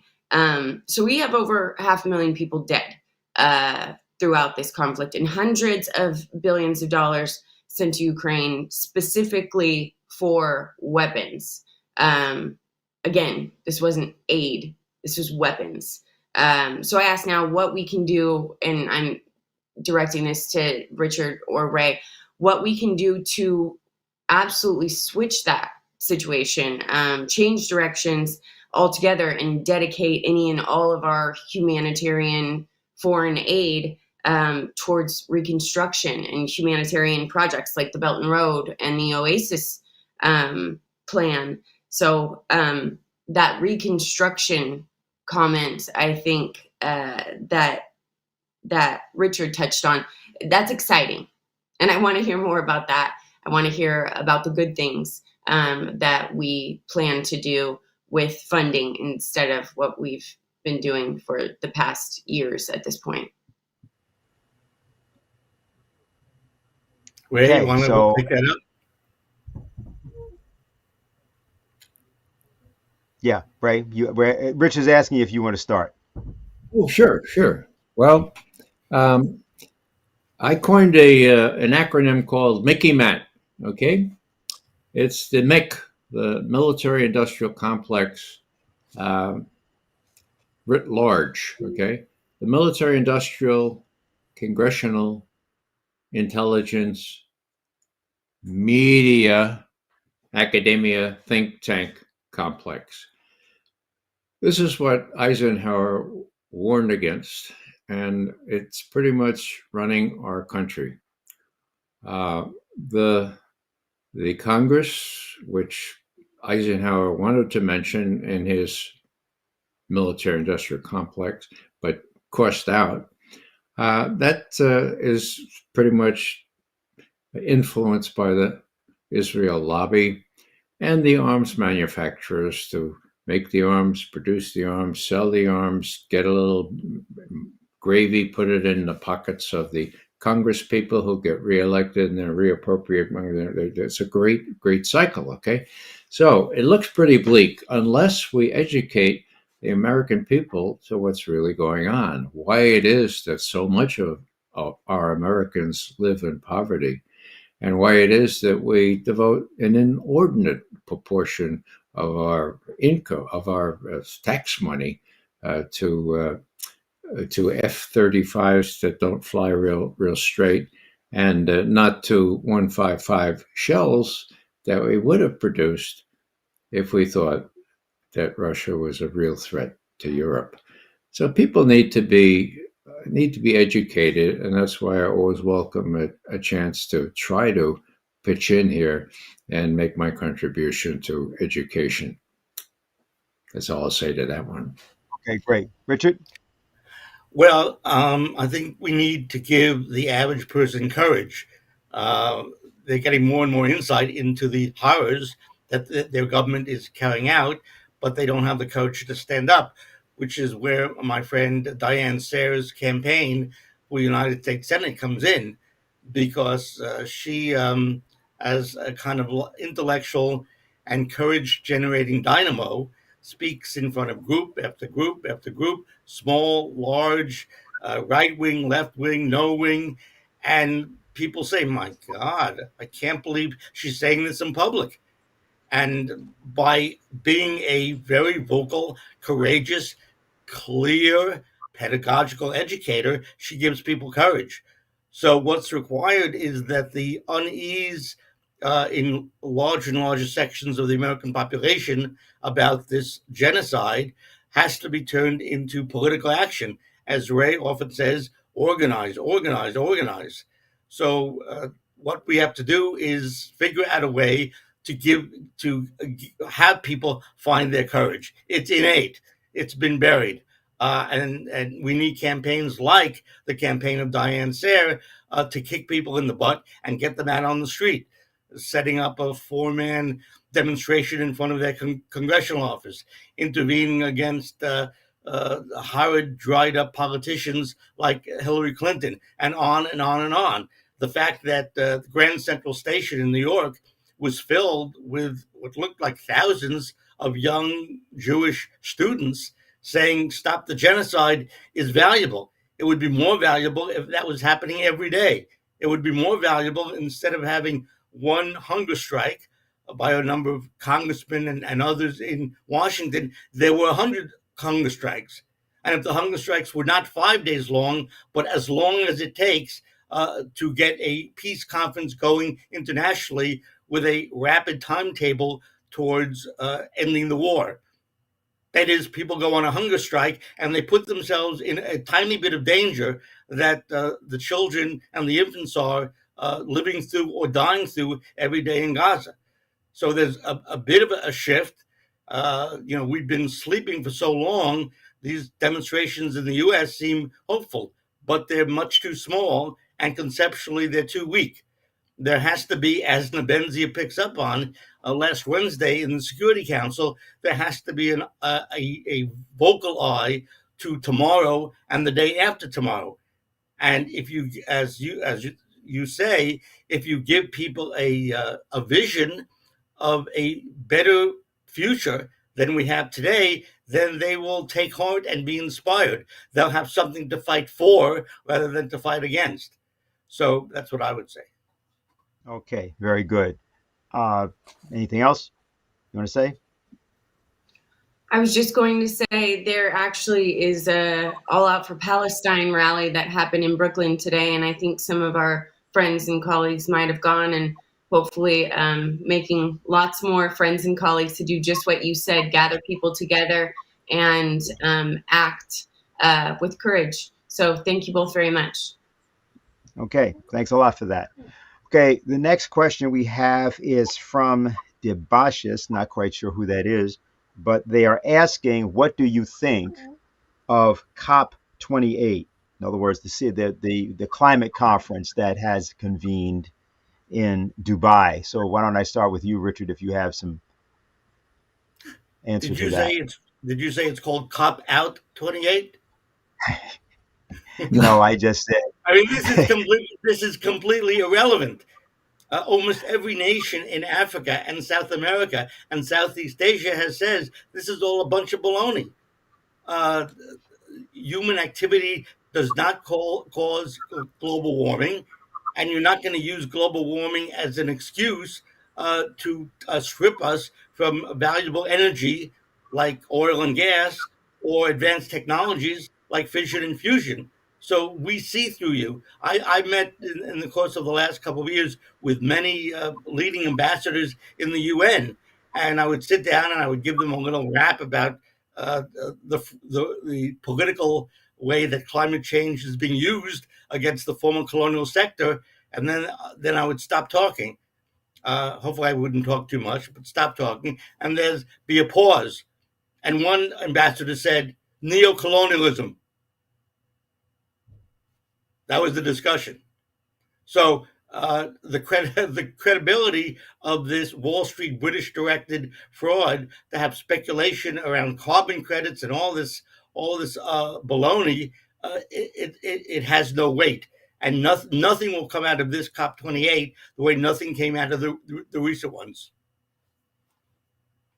Reference something just so people know, because Biden did not go, Xi Jinping did not go, of course Vladimir Putin was not there, and it's in Dubai. Some people have criticized the very fact that it's in Dubai because of the role of Dubai in oil production and so forth. And there have been various other statements, but a lot of it is that um, there's been a lot of criticism of it because of the uh, financial manipulations around the carbon market. There were several items that I noticed that were in the news yesterday. I'm not going to try to go through those here; they're not appropriate.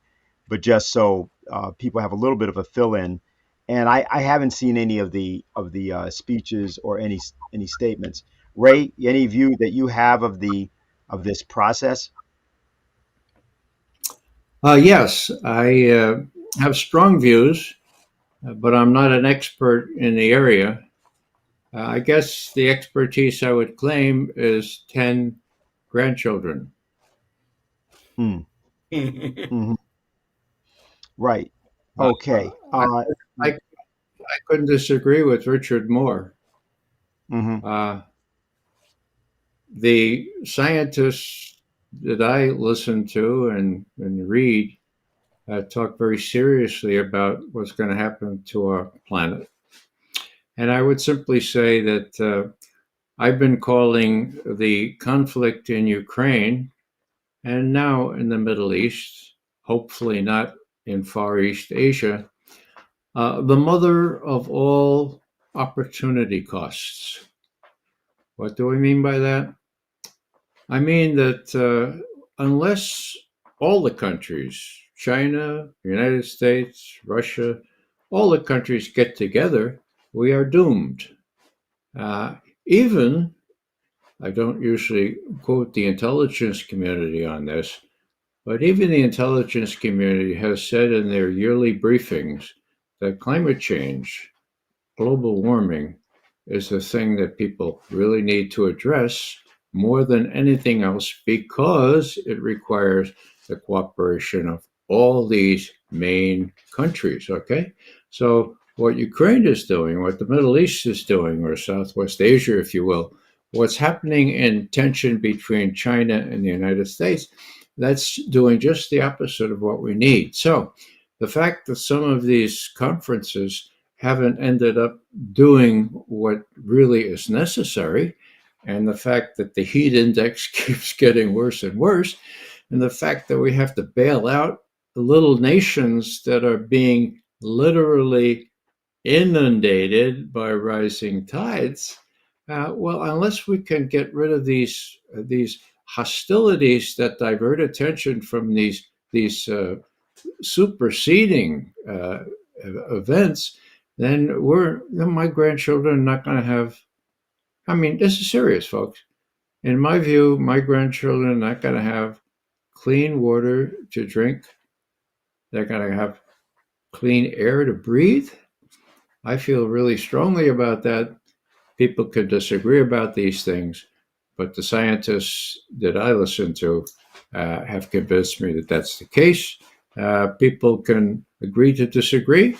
I suggest we don't go any further with this. That's where I stand. Yeah, I'm glad you said that, Ray. Also, I would just like to say that I have, there are some people that I know that are looking for an opportunity to actually have a discussion about these things because, and there's a follow-up from the questioner, which I'm about to read, because there's the scientific matters that are involved, which is one side, and then there's a politics around it. Which is what in particular the Russians have been addressing. I was looking for, but I haven't found uh, yet a particular comment that was made by one of the Russian representatives, and I haven't been able to quite put my hands on it. So just recently about the conference, the I'll go to the follow up, which is not on the same matter, and then see if I can find that. But I think it is important that this be discussed thoroughly in all of its aspects. The follow up and the questioner, by the way, is from India. who's asking this. His follow-up question was how can you get a resolution or reconciliation of the conflict or any kind of reconciliation or Oasis plan if there is no social justice and there's a continued Nakba? Okay, that's the question. So, Ray, you want to start us off there? Well, the answer is you can't. We got to stop it. You got to stop it sooner rather than later. Okay. Richard, you want to add anything? No, I agree. Okay. Okay, fine.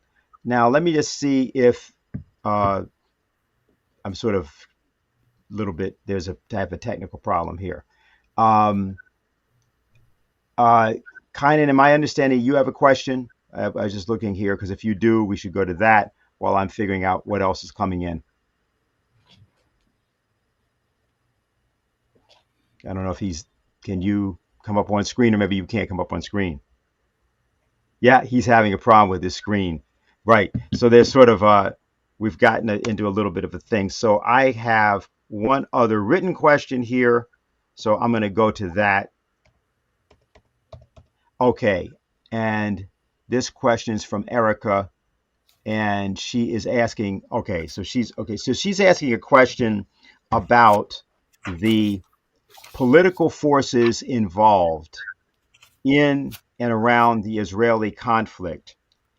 She's saying, asking this, there are suspicions about how this attack occurred at the time it occurred and why it occurred. And she says, the negotiations that were happening, particularly between Saudi Arabia and Israel, were cited by the Saudi. I think she's actually talking about Turki Faisal, the former intelligence head of Saudi Arabia, who gave a comment sometime around October 12th. It was, and that was brought up that the Hamas attack derailed conversations going on between Saudi Arabia and Israel on reconciling the conflict. So the question that she's asking is just this. I'm going to try to just get to things here. How can the political forces that can instigate these kinds of military operations be brought under control? And in what way can people, normal people, act to do that? That's basically the question. Hey, you want to go first? Well, let's see. I guess what I'd simply say is that the Palestinians deserve better than what they've gotten over the last 75 years. They deserve independence. And the question is how you get that. People talk about a two-state solution. I think that's balderdash. You need a one-state solution. I'm not saying that the Israelis should be driven into the sea. I'm saying that they should learn to share, okay? The Palestinians were there first. When I heard back in 1949, I was, 48, I was 9 years old. Israel had its own country. I didn't know. Nobody told me that there were people already there. Palestinians, 750,000 of them driven out to make room for this new homeland. So what I'm saying is people need to know a little history, and people need to realize that one vote for each person should be the rule here. I advocate one state, shared between Palestinians and Israelis, one vote apiece. And if it turns out that the Palestinians, because of their birth rate, become a majority, then it's a false assumption to say that all hell will break loose. We have a precedent. We have something that was totally unexpected when South Africa had a peaceful transition to majority rule and an end to apartheid. That's what we need here. And the US can exert a very strong influence against those Israelis who would like to duck it out, like to fight to the last person to prevent Palestinians from getting their due rights under whatever regime needs to take place here. That's my position on that.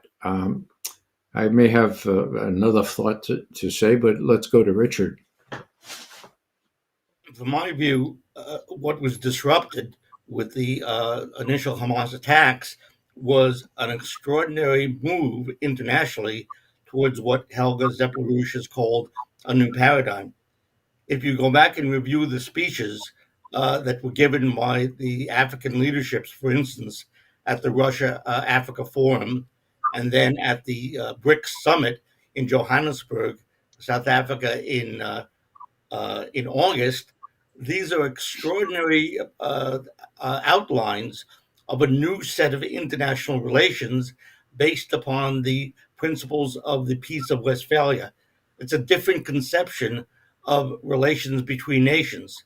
The fact that China and Russia, two completely different civilizations, Ray knows a lot more about some of this than I do, have come together strategically within the BRICS, which includes South Africa, Brazil, India. I mean, how is this possible?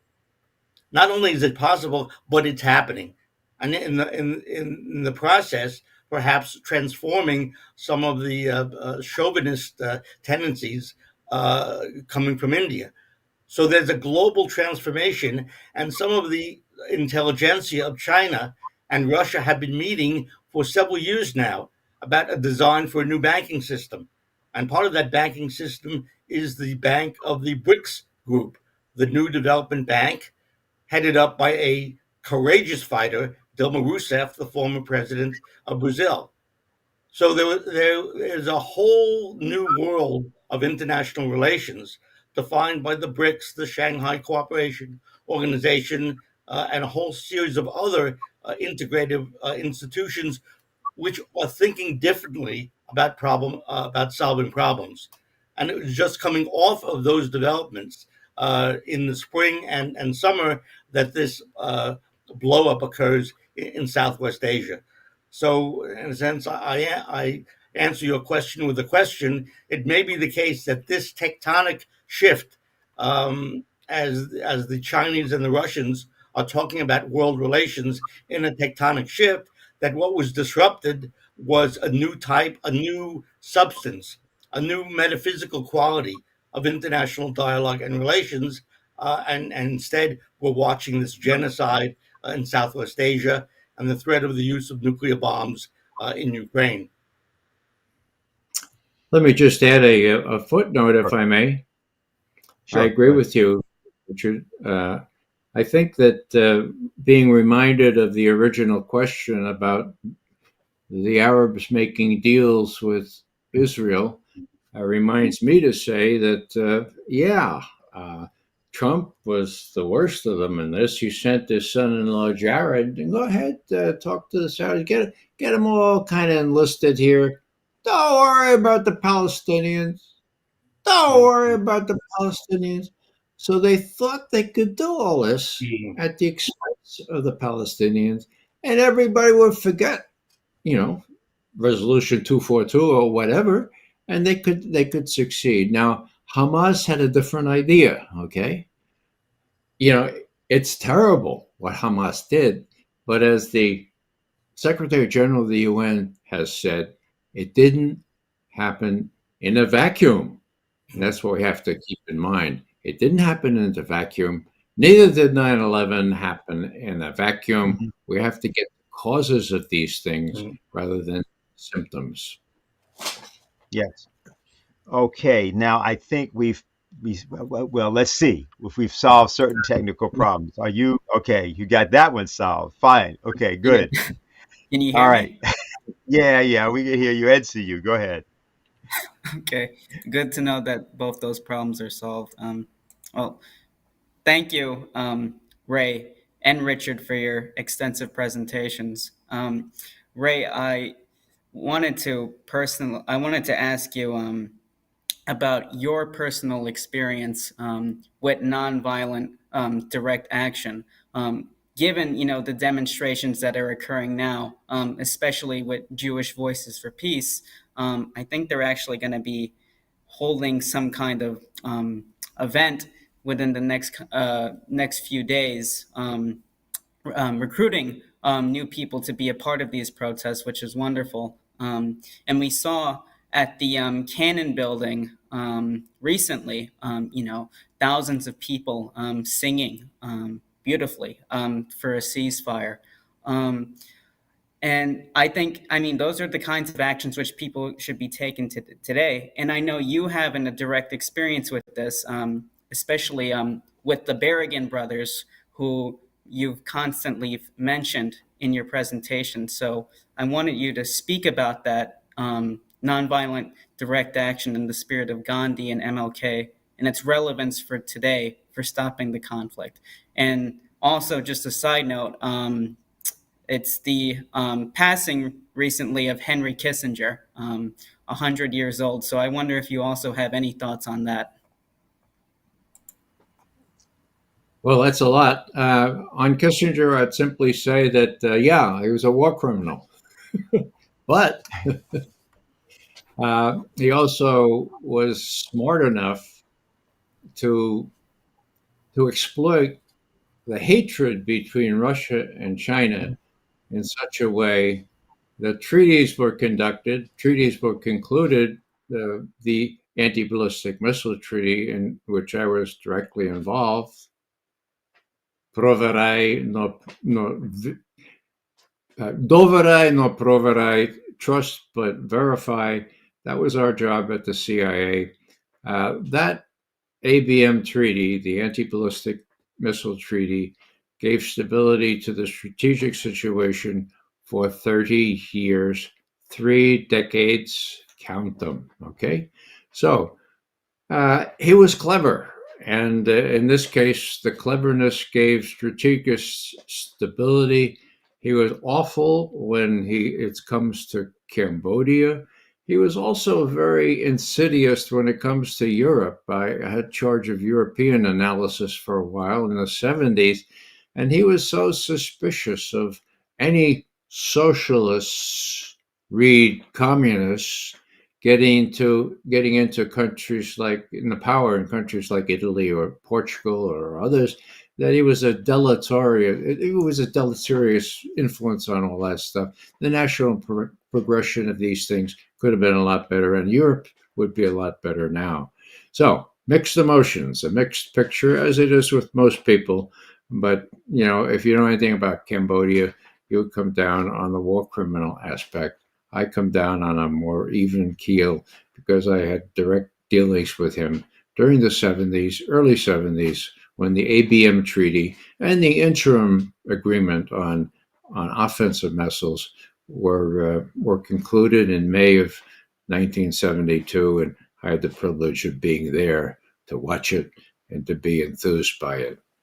Now, what else did you ask me? Oh, yeah. What was that?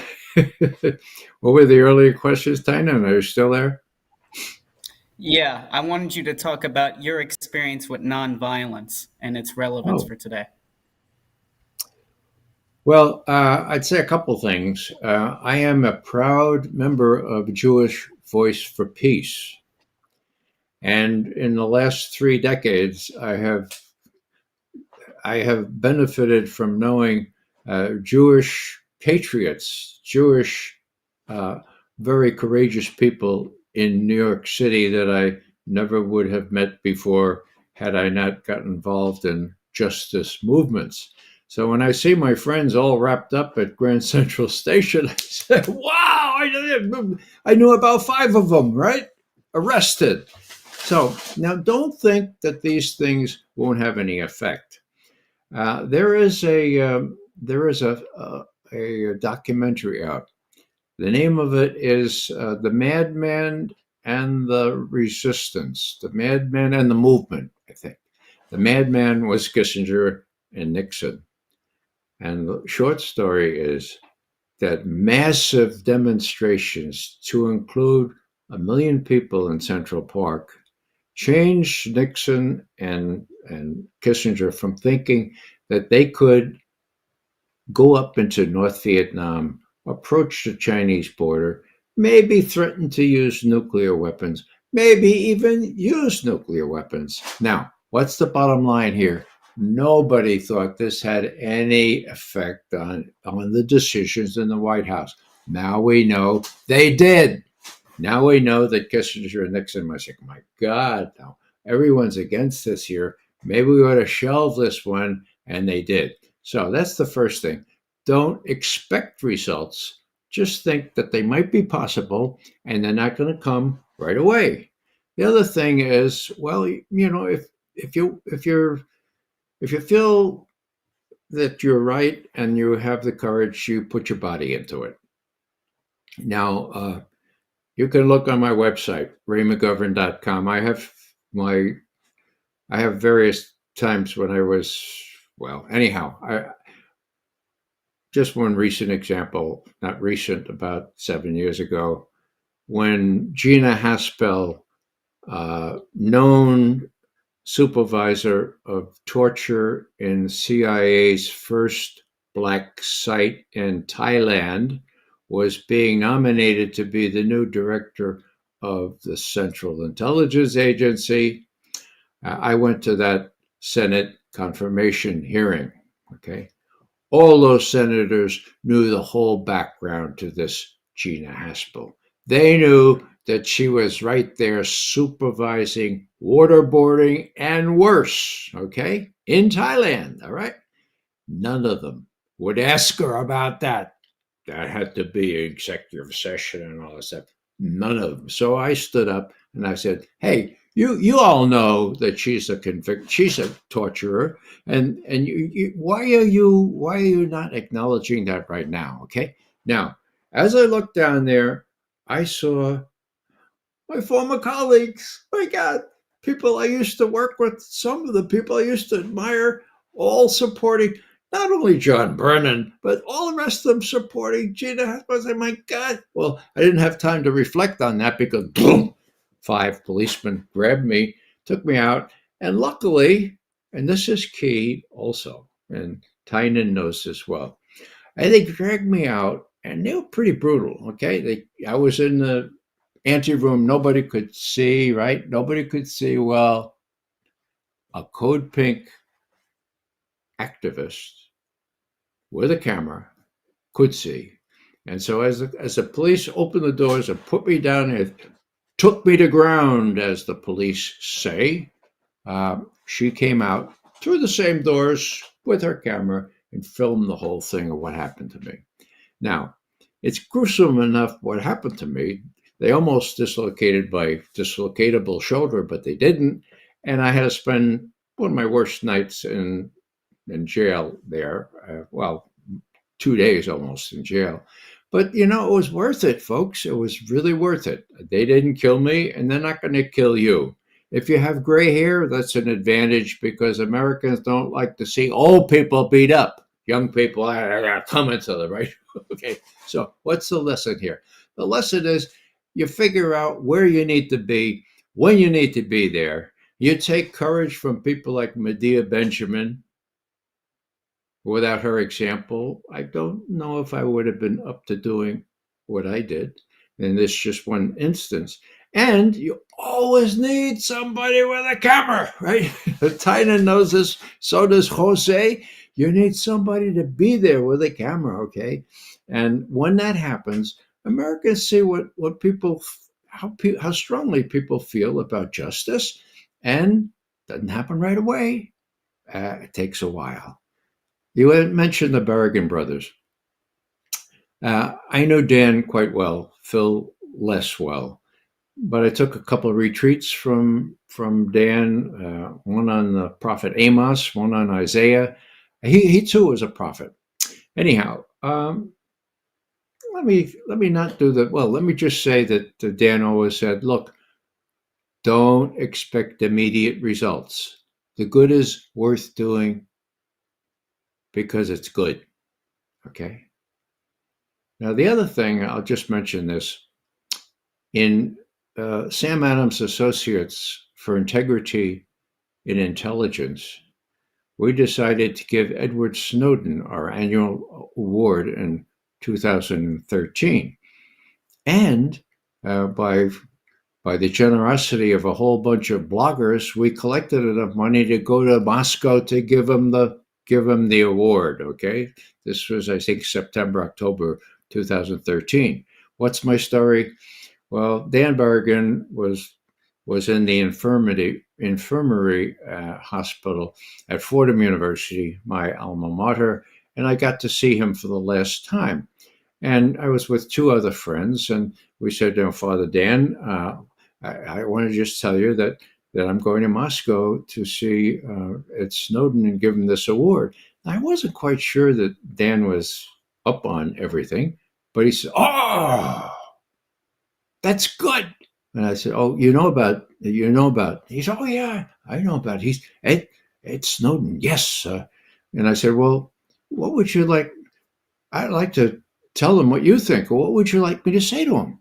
And he paused for a second, and he said, he had a raspy voice, and he said, "Hey, tell him he did the right thing."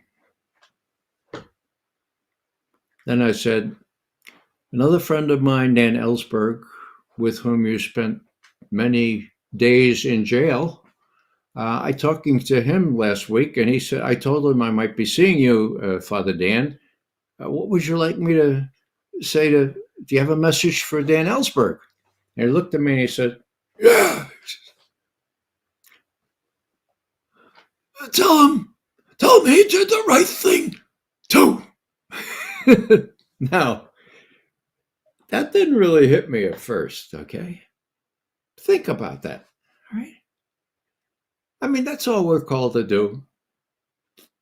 Results are not unimportant, but they're secondary to the goodness of the act. What we're called to do is do the right thing.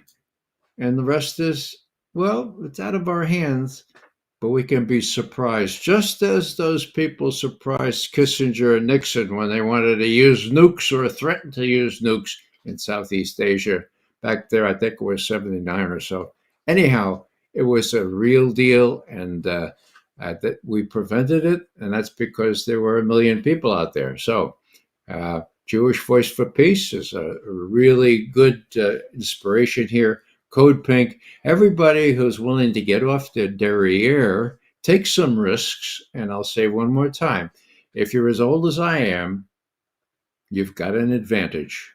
And that advantage is that people don't like old people getting beat up. They're not going to kill you.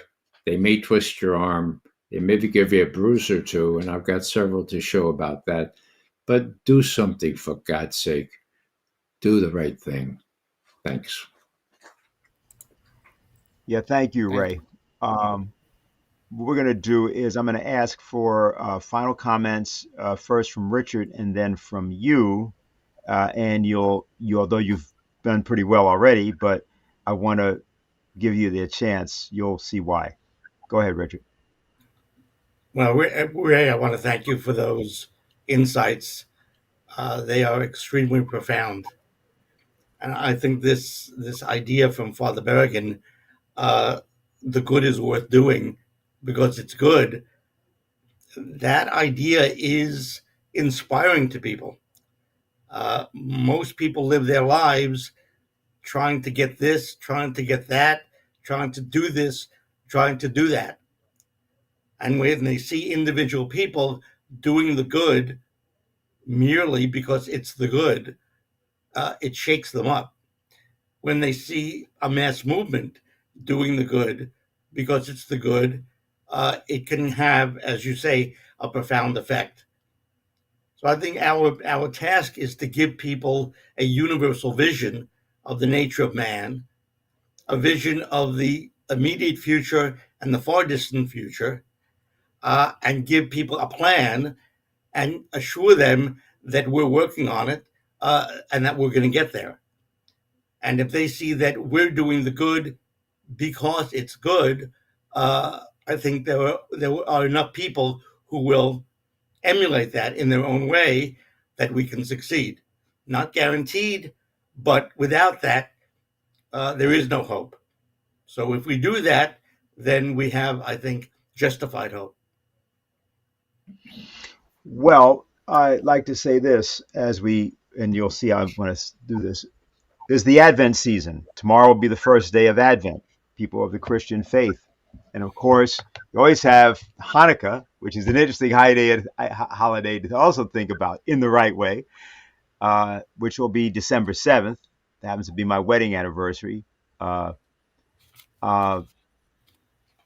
And the issue of doing that which is right just because it's right, this is the time of year that people are supposed to think about that. I mean, that ostensibly is what the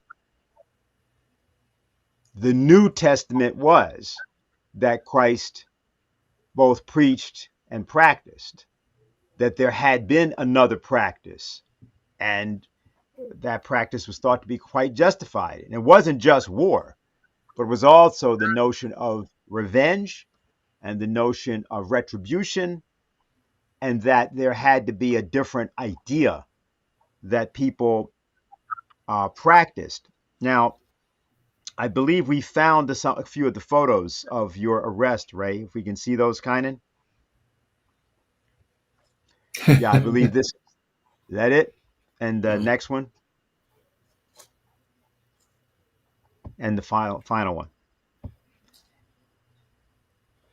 I think you have do you have a third one, or you don't have the third one? Okay, it's fine. It's okay. It's fine. Ray remembers it. It's good enough. I wanted you to talk about something you've talked about on a couple of occasions otherwise, which is metanoia, the idea of hubris versus the idea of metanoia. Because though people believe that the people we're fighting, or many people have been bamboozled into believing the people we are fighting are somehow omnipotent, actually, there's another process in history. It's a universal process. And it's that hubris fails, but metanoia is a possibility in a failed society. And I'd like you to tell people what that is and how that works. Because I think that if we're going to actually move the United States or Europe, many of these societies, people have to come to terms with this idea. Some people know it as Damascus Road, but there's a need, I think, if you could, that might be emphasized at this point. Sure, Dennis. Metanoia comes from two Greek words: nous, the mind. Okay, meta, turn it upside down. So it's you got to take your mind and turn it inside out or upside down and look at the world in a different way. Now, this kind of concept is really it marks the Abrahamic view that we've all evolved from. Not all, but there are similarities in the Far East and other religions. But with respect to the Abrahamic religion, you have Yahweh, you have Jesus of Nazareth, you have the prophet, all concerned about one thing in importance over all the others, and that is that we do justice. Okay? Now, not to be pedantic here, but the original word for justice, pre-Aramaic, okay, tzedkah, okay, it denotes showing mercy to the poor. I mean, it's not a connotation or anything. That's the meaning of justice in the pre-Aramaic word. It means showing mercy to the poor.